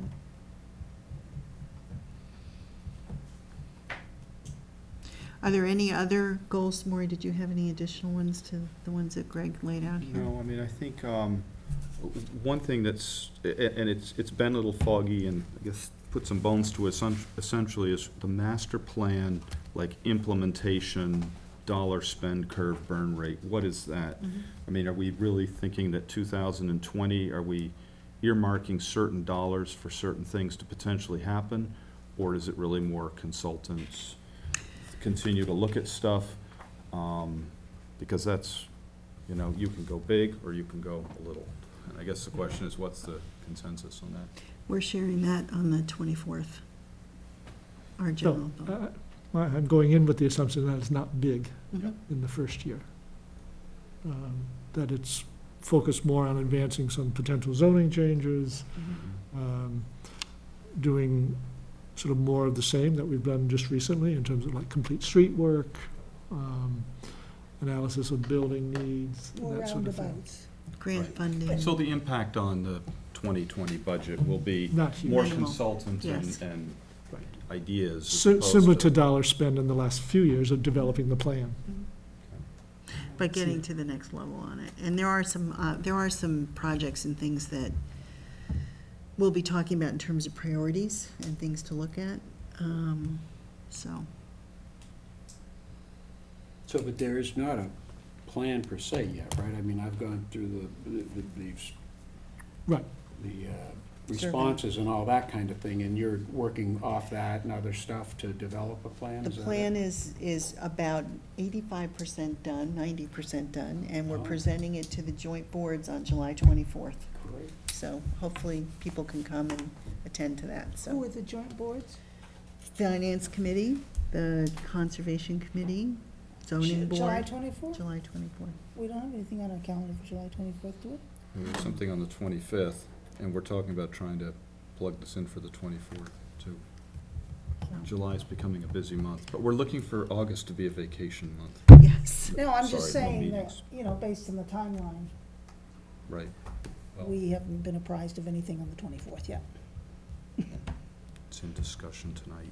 Can I make one recommendation? I think it makes sense about the master plan and there being a year of more consultancy and deeper analysis and whatnot. I think it'd be important messaging-wise to at least have 2 or 3 things that are in the works, maybe not rooted in the master plan, but that people can expect over the next 12 months in terms of material change to the town. Like, I don't know where we are with the harbor master office, or I've heard chatter about, you know, bathrooms at Mascanoma. Like, are there short win projects that don't cost a ton of money that we can bring to the town that are shorter term than some of the beauty of the master plan? Yes, and some of them are already underway. So the point is it will capture I that. think messaging wise, understand. as we socialize out beyond the committees, it would be good to have the vision laid out, but also to say, hey, even in the next 12 months, you can expect to see these Here's some of the things that changes we've in already town. started, Yeah. yeah. Yeah, so that was that piece. All right, did you have anything else, Maureen? So those are sort of general goals, direction, sound good? We can at least start there and finalize that piece of it. The last piece was talking a little bit about process, and I don't know if we want to, but I think just digging into that as an overlay piece in terms of how we want to go forward with our budget process this year. And Greg had put forward a couple of ideas here that I would just love people's reaction to. So, do you know? Want me to run through it? Yeah. Okay. Well, so step one is identifying a handful of the goals, which is what we were just doing. So that's an excellent start. I think the more we can sort of front load the process, the better off we will be. And that's putting perhaps a bit more onus on the liaisons. You know, each of you having one or two departments that you're doing the deep dive into during the fall, as me and the department head, along with you, develop the proposed budget, and that work enables each of you as a finance committee member to report back to your colleagues on what you flag as, you know, again, a handful of potential key issues, and that we have that identified, you know, by December. And then in December, we develop that preliminary budget, but it's pretty, it's already identifying what you feel are the key issues that will need resolution amongst yourselves, and you target resolving those issues in the month of January, so that by the end of January, you're really done with your review of the budget. And that come the 1st of February, you have here's a budget that you would recommend to the selectmen. And then the selectmen have the month of February to review that in a couple of meetings with you to see, yes, we're in agreement, or you know what, we prefer to diverge here and here, and this is why, and that's okay. We can have those divergent points. But I think the key to making that work is, again, having the liaisons work well with me and the department heads on those departmental budgets, and that you're prepared to basically report back to the full committee in December. Yeah, I guess one of my struggles over the last couple of years has been the budgets presented, and then various department heads come in later in the process and keep adding on items. And I think that we're very inefficient by meeting weekly and rehashing the same old stuff every week. It seems to me they get one shot. If it's not in the budget, it's not gonna be approved. Instead of this going around in circles that, you know, and so that we're on March 23rd, still voting on stuff. And I think that we're seeing attrition in finance committee meetings because the weekly meetings on a weekday are just too difficult for people. They go too late. People get up at 5 a.m. to commute into Boston, don't want to be here till 10 or 11 o'clock at night. And I think this is an exact attempt to try to get through some of this earlier, Right. and to set the budget as, here's where we are, this is what's being brought forward to the board, and let's get this sorted out well in advance so that we can be more efficient in January and February to finish the pieces that we need to do. And obviously, if there's anything that pops up in the process in November, December, you know, we'll certainly, there's guidance, there's opportunity to speak about it if it's a big issue. But I think, and I asked Greg, you know, how much does the budget really change from preliminary to final after, you know, 50 hours of meetings? There's not that much of a change in terms of what happens. There's additions, which I agree with you, we need to sort of put a deadline in and say enough is enough on that. But what really materially shifts? So let's get the front end done very clearly with the people that are in charge of this, with the finance committee and the town administrator and the department heads, sorting through this and coming forward and bringing it up at a different way for us to look at it. So I think we're trying to get to that point. We've all talked about it. But I think one thing that many of us were looking forward to this meeting and was prevalent on the finance committee is we believe that there are certain dysfunctional models now that you gotta respond to, like, we gotta talk about it now, and we believe that the fire department falls into that. And I know we sent a note to you guys a month or so ago, and that's one right off the bat, and I think I'm the newest member, so I'm like in Bracy's discussion, but there's a big frustration over people that have done these studies that show here's where it is, and every time they get up in front of a town meeting that says, we'd like to cut the fire department budget, and, everybody goes, well, gee, I'm not sure we want to do that, which is further to the point of you never debate on the town meeting floor. But the idea that I hear from this committee, which I embraced, was let's meet with the selectmen on like this and go through and make sure, there really is no reason that we wouldn't be on the same page. I can't imagine there would just be like, no, we're not providing that service. Yes, we are. No, I just don't see it, and if it were, it would be such an outlier.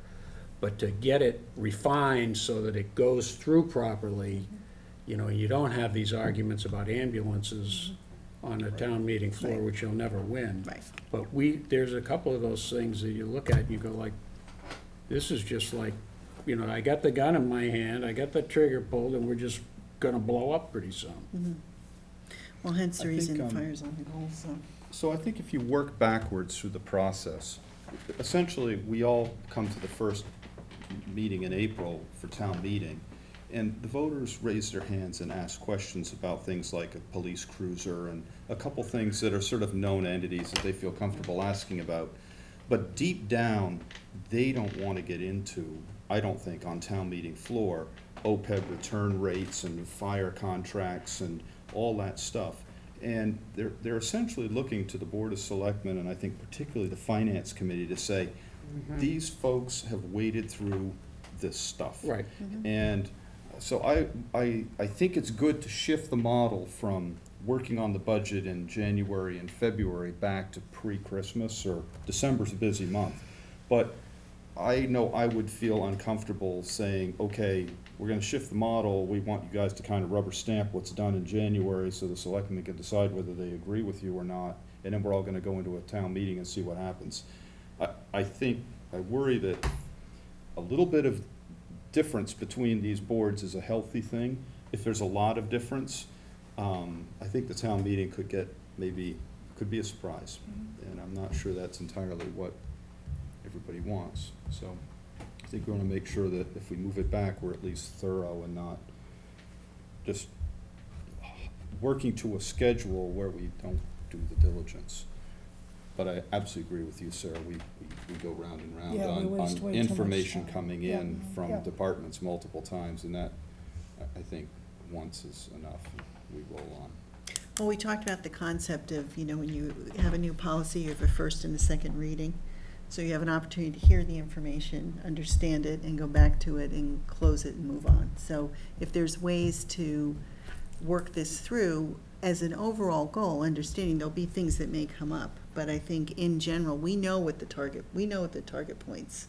We know the areas that we have to address. And if there's anything above and beyond that, then we move forward. But I like the idea of Greg and the departments and the finance committee really hashing through a lot of this stuff and getting it to the point, and then having that debate, because that's really what, and we don't all have to agree, we know that. So it's just a matter of having the discussion, bringing it forward, and voting it. So anyway, I don't want to spend any more time unless there's anything major on this. Think about it, and let's kind of get to a point where we can get some agreement. If you have any points that you'd like to add, we're meeting again on Monday the 16th, hopefully to finalize some of this as a board.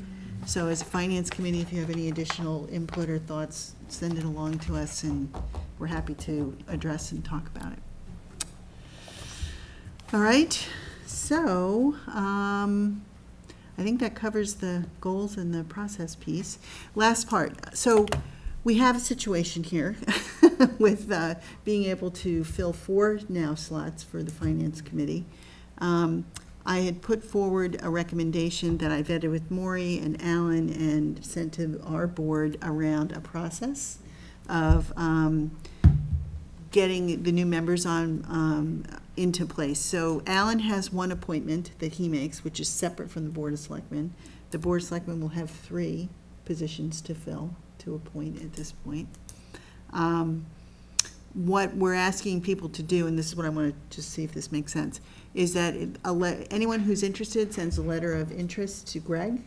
He forwards back a document which basically outlines the town bylaw of what the Finance Committee does. It talks about the time and meeting requirements. It talks about the expectations, and it asks a number of questions that they will be asked to answer in the process of the board interview in public, but also 3 in writing. So there's an opportunity for people to give some thought to the questions about what they might want to write about, and also sort of a interview guide, for lack of a better term, for us to use for every candidate that we have coming forward. Now, Alan has his own piece. He will look at this as guidance for him. He can run his own show on that, but at least he understands the direction of where we're heading to. In the feedback I've gotten from people that have left Finance Committee, typical points are about the length and time of meetings. It's also about clarity on their role and what they need to do and how they need to bring it forward. The ability to come to a good budget process, which I think we're taking steps towards, and that's all working well. But I think people want to know what to expect, you know, and folks that have never been involved in municipal government, who have wonderful backgrounds in finance, want to understand a little bit, well, what's really expected of me? What is my role? And so getting those discussions up front before they come in an interview, and before they give some thought and to come in is probably the price. So our goal is short. We want to try to get people on, obviously, by September at the latest. We'd love to do it in August. If we have to make some votes, we may need to do that. So in general, that's the concept. And with the Board of Selectmen's approval tonight, hopefully we can close this out. We can move forward with that document and start the process. Is there a reason you don't do that in the middle of May instead of the middle of July? Because well, so, yeah. What's that? The terms end July 1st.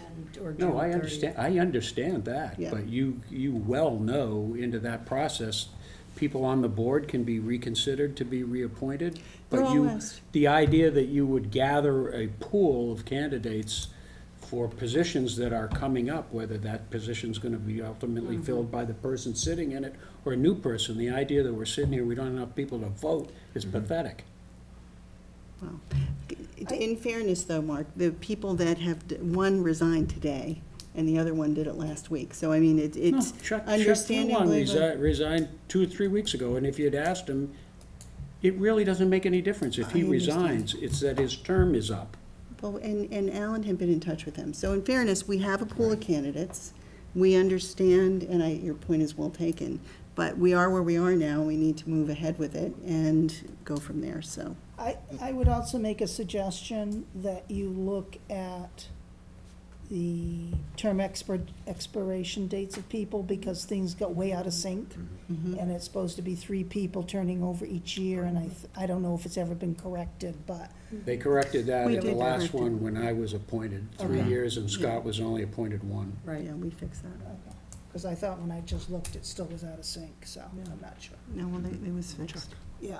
Can I just ask, this might be a little off topic, but I think it's related. Is there a town bylaw or state regulation that determines how many members needs to be on a finance committee?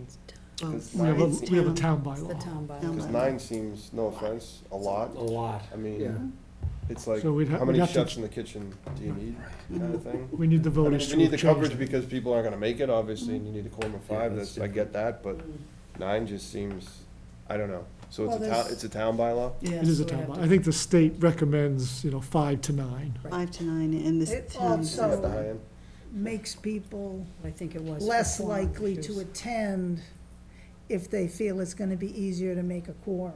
If you got 9, yeah, like if you got 5 or 6, you know that you better go, yeah. I respectfully think that the number of people who are gonna show up regardless of whether it's 9 on the committee or 7, and, you know, I don't know. I just wonder if that's something to kick around.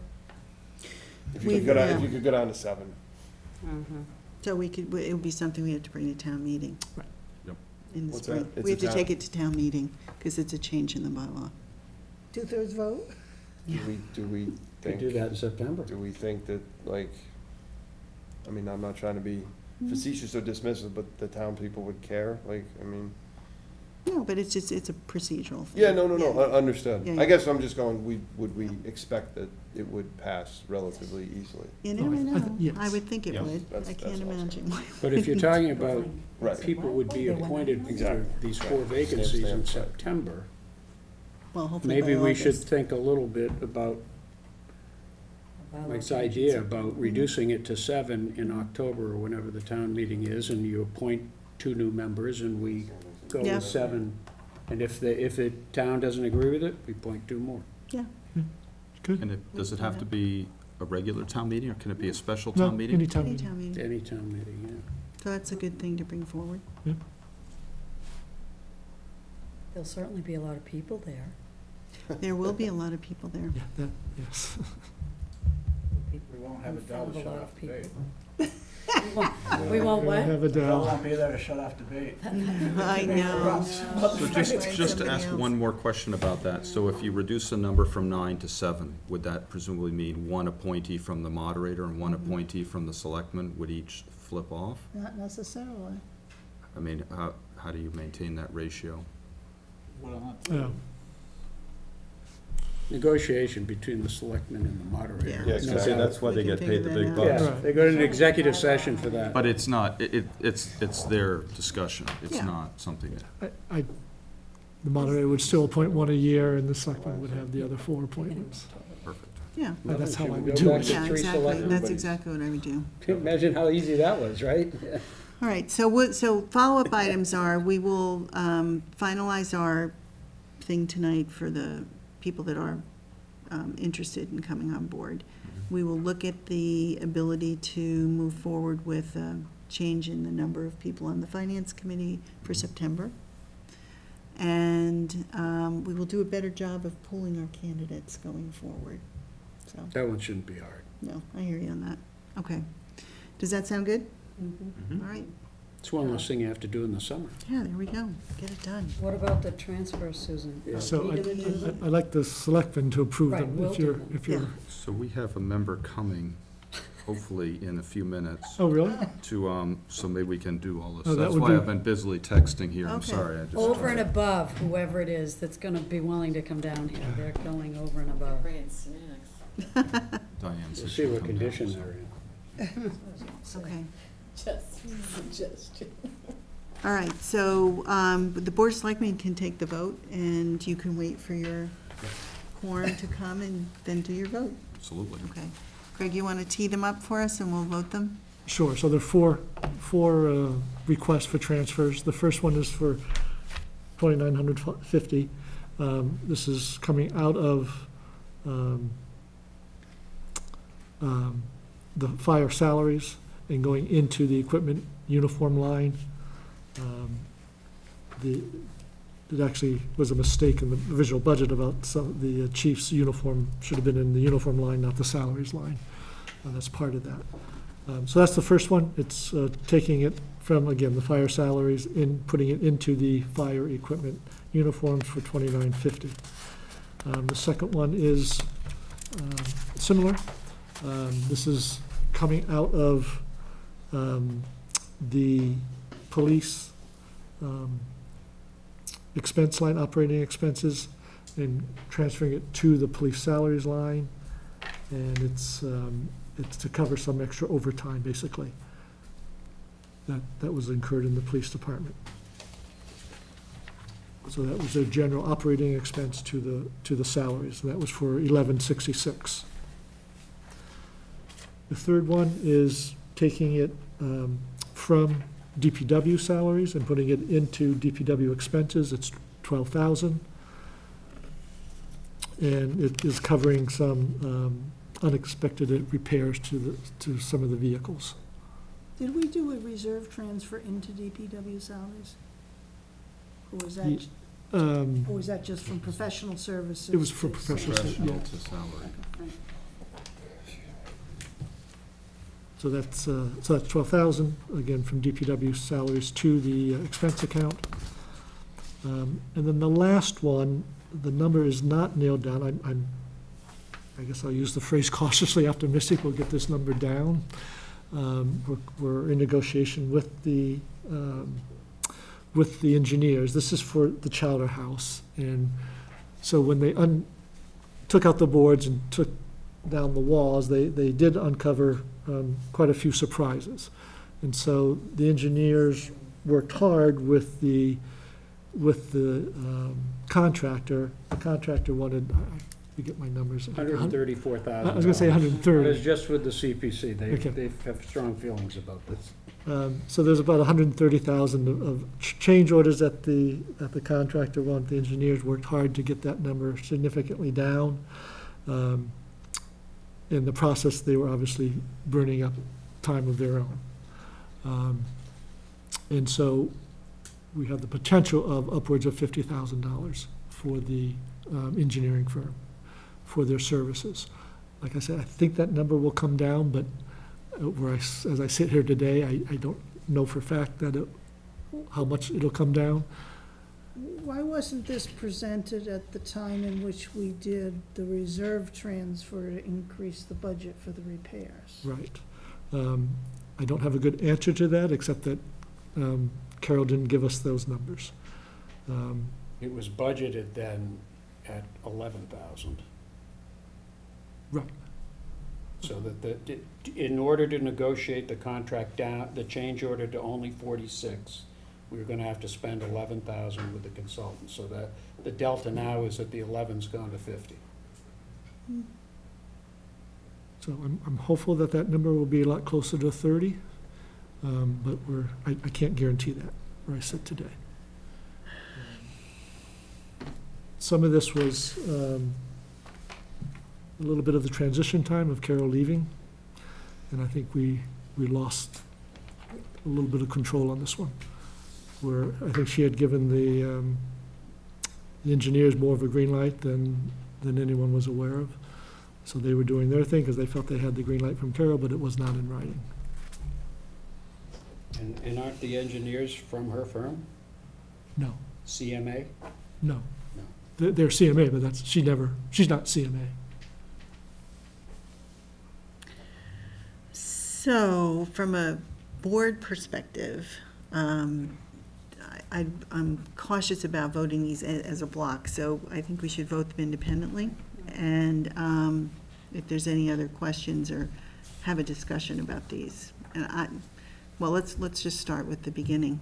Is there any general feedback from Finance Committee members that are here or thoughts on this before any advisement? I just have one question, which is really on this one with the Chowder House. What steps are we putting in place to try to make sure this doesn't happen again? So every And contract I know we have, new employees, and hopefully they will be stable, and we won't encounter an employee transition again, but this What is being- is important, I think. right, and what the contracts say, and we can pull this card on CMA as well, that unless it's in writing, don't count on it. Mhm. And so don't do work that we haven't approved in writing. Mhm. And that is in our contracts now, Yep. and it was with them. Mhm. They, and Carol confirmed, they said, look, this was sort of a evolving situation. Carol wanted us to make sure we got this done. We went ahead with it on her verbal. So is there any reason we can't wait until we know what this actual number is before we vote the transfer? Yeah, here she is. Thank you. I don't know, from a legitimate vote. Yeah, it hasn't been officially We accepted haven't, yet. yeah. It hasn't been officially accepted yet. There's the loophole. It's the land of limbo. So can I, my suggestion is. So the problem is, it's taking FY '18 money. Right, If you don't do it now, then it would have to come out of reserve. But right now, this is proposed to come out of excess oh, health I money. see what you're saying. And we can can't go. take it. We can take it out of reserve, but that's a hard way to start the new year. Yeah, for that amount. I have a question, and how is it you take money from health and life insurance and put it to the Chowder House? So, state law allows you to do that within the last 2 months of every fiscal year. If you have excess funds in one account, you can put it to another account. So these are budgets that are, formed, and there may be savings in one budget and overruns in another, and that's what's going on here is, typically, the last 2 months of the year, we're shifting things from where some things are heavy to things that are light. Thank you. So Diane, for your benefit, you've got a copy there. I don't know if you have particular questions.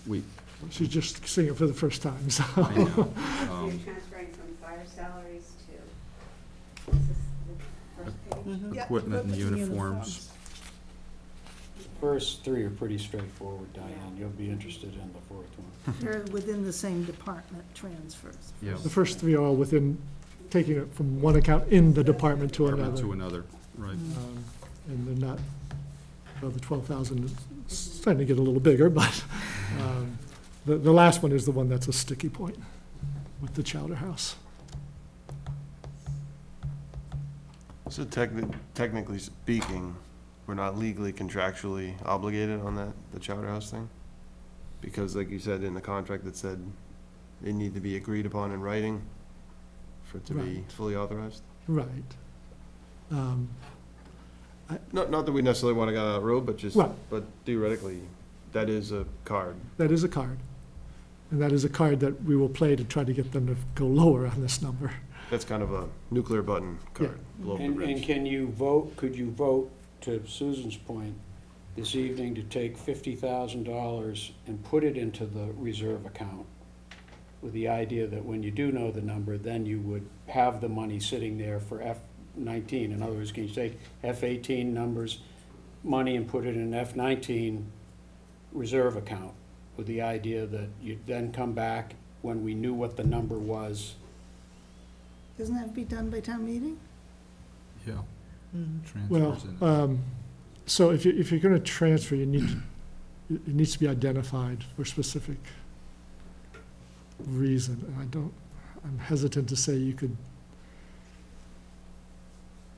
I'm uncomfortable. Well, what would happen to this 50 grand if we did nothing It goes into fund balance, It in the was- general fund Wait, balance? what? correct.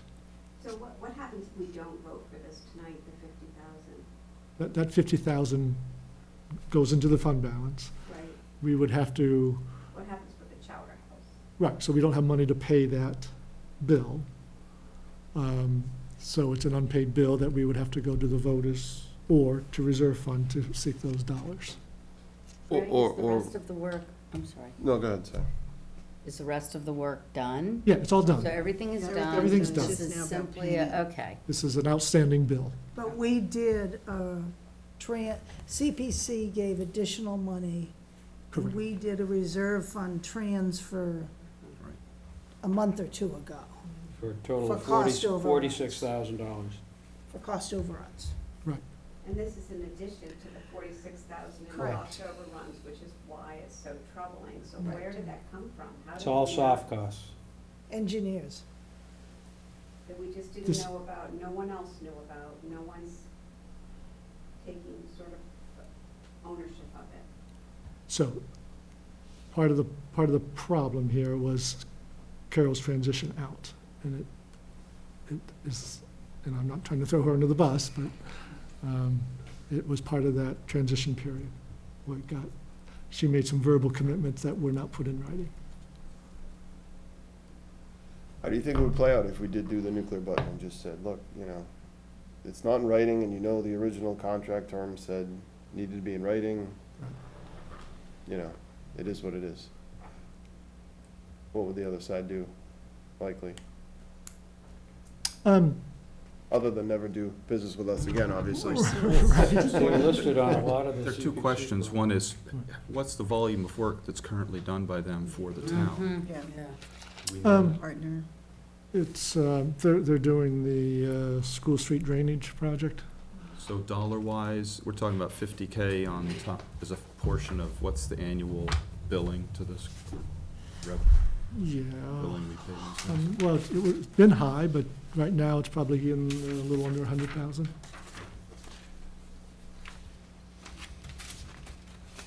I've got So- the CPC, what CPC has paid them, you know, I can add them up, but there's, you know, just on the Chowder House, the evaluation of the Chowder House and what to do was $22,000, and then whatever it was along the way. Restoration of the seawall at Morse Pier, I've got here at, I don't even know what the darn total is here. It's like 40,000 this year or so. Yeah, it's higher than that overall. It's probably 100. What's that? It's over Just this 100. this year. Right, so it's probably over 100,000 overall for that work. So if we were to approve the 50,000 and it comes in at 20,000, the That mu- difference goes into. That flows into fund balance. fund balance. It sources, it ends up in the same spot regardless. I guess the last question's a little loaded. Do you think we got good value for the $50,000 here? I don't think it's worth 50, I think it's worth about 30. And I think we'll get, I'm optimistic that we'll get there, but I can't guarantee you that. Can we change the requested amount? Helps you. Right. If we're squeezing you, then. You can say, You've we're not- obviously then put that's the 50 here for a cards. reason, but we're challenging that reason. No, I understand. I If we understand. changed it to 30, I mean, then you could say to them, that's all I Right, got. it helps you from a negotiating side, right? It does. It does. I mean, we're all meeting in 2 weeks. And if it goes over, then the balance has to be reserved. that is a good point. We are meeting in 2 weeks, what's the closeout on this? I'm not, so it'll be new reserve money, and you know, if it's a $5,000, you know, if it's 5,000 or something, you know, we'll find that somewhere. All right, so what's our, Can you remind me of how much we started and where we ended with that Tower House project? I know it's been a fiasco. Can I actually just interrupt for 1 second here and call the finance committee to order? oh, yeah, that's a good point. All right, everybody comfortable with Yeah. that? All right, sorry, go. I think we were originally projecting about 285-ish, maybe, and all in, we're pushing 400. Oh, God. Another Crowell Chapel. And that's a combination of engineering design work as well as And contractor construction, fees. yes. Yes. But presumably, this, I the mean, resolution what of should have that happened is is you should now. have torn the thing down and constructed it new and replicated Right, it. exactly. But there are some very strong voices that were digging their heels in on that one. I'm not sure they would have gotten the permits. No, same footprint, Oh, true, as long as there's no lapse between the two. true. Well, you still need to put a roof on it. But the problem is, this is, to me, whether you built a new building or an old building, this is another project management problem. All project management, ramps, the same thing, and what you've said, and I am a full believer, is that this new guy from the DPW now is absolutely, totally responsible for town undertaken projects. He works for you, so there's 2 data points that we can get going forward. Can't do much about going back. If Exactly that's- right. But my concern is I we've agree. had that same commitment multiple times, Well, I don't know about that. after but- every fiasco of a project. So we, if you want to propose a different way to do it, not up to us, up to the Board of Selectmen, but to me, that makes it a definitive path of responsibility with very limited people to atone for that, as opposed to this person that left, we don't know what happened, but I was here, I just had to endure the CPC going through this with me, like, didn't we just appear, there's 23,000, and everybody's got an opinion on them, and, but it's, you know, $134,000, we saved all this money, that was Carol's pitch, got it down to 46, might have to pay 10 to the engineer to engineer that, and now it's 50.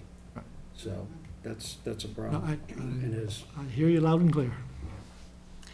All right, well, so what is the perspective of the Board of Selectmen at this point? Do you want to reduce it to 30? Is that going to help you? I Does it don't think it's matter? gonna make much of a difference in terms of the final outcome, It doesn't. but, because Chuck and I talked today, and he's calling up Craig, the owner, tomorrow, and saying, I'll offer you 25,000. Well, is I'm the offering you other half. question, But can isn't we it vote on stronger? this? Sorry, isn't it stronger if you say you literally, say I that? only got authorized X from by the both the Board of finance Selectmen committee and and the the Finance Board of Committee? Selectmen. I So make mean- it 25,000. Yeah, Yeah, I think we should. Yeah. and then if we have to dig in later, I mean, you need something tonight. You can't wait till the 25th, is that correct? Right, because this is our last chance to use some old 18 money. Okay. Because So the let's- books close at the end of the week. So let's, I think, to the point of, let's approve a 25, and that gives you the leverage to say, this is all I've got based on this, and you don't have it in writing, and all that other great negotiation skills that we hope Chuck has, and we'll be done. And if it doesn't end up that way, we'll deal with it on the 25th. Does that work for everybody? Mm-hmm. All right, so let's take the first three. Is there any question about the first three No. transfers? So I'll take a motion from the Board of Selectmen to accept the budget request transfers for the first three, $29.50 for the fire uniforms,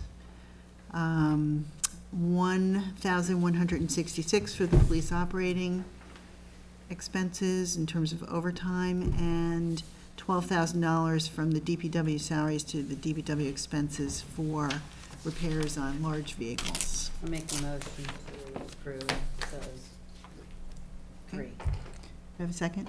Second? All in favor? Aye. Aye, opposed? Okay. And we'll take a motion for a change in the request for interdepartmental transfer to $25,000 versus the amount requested of $50,000 for the construction of the Chowder House overruns in terms of the contract and completing the project. Do I have a motion? So I'll make moved. a motion to, Okay. yeah, Second? second. All in favor? Aye. Aye. Opposed? Okay.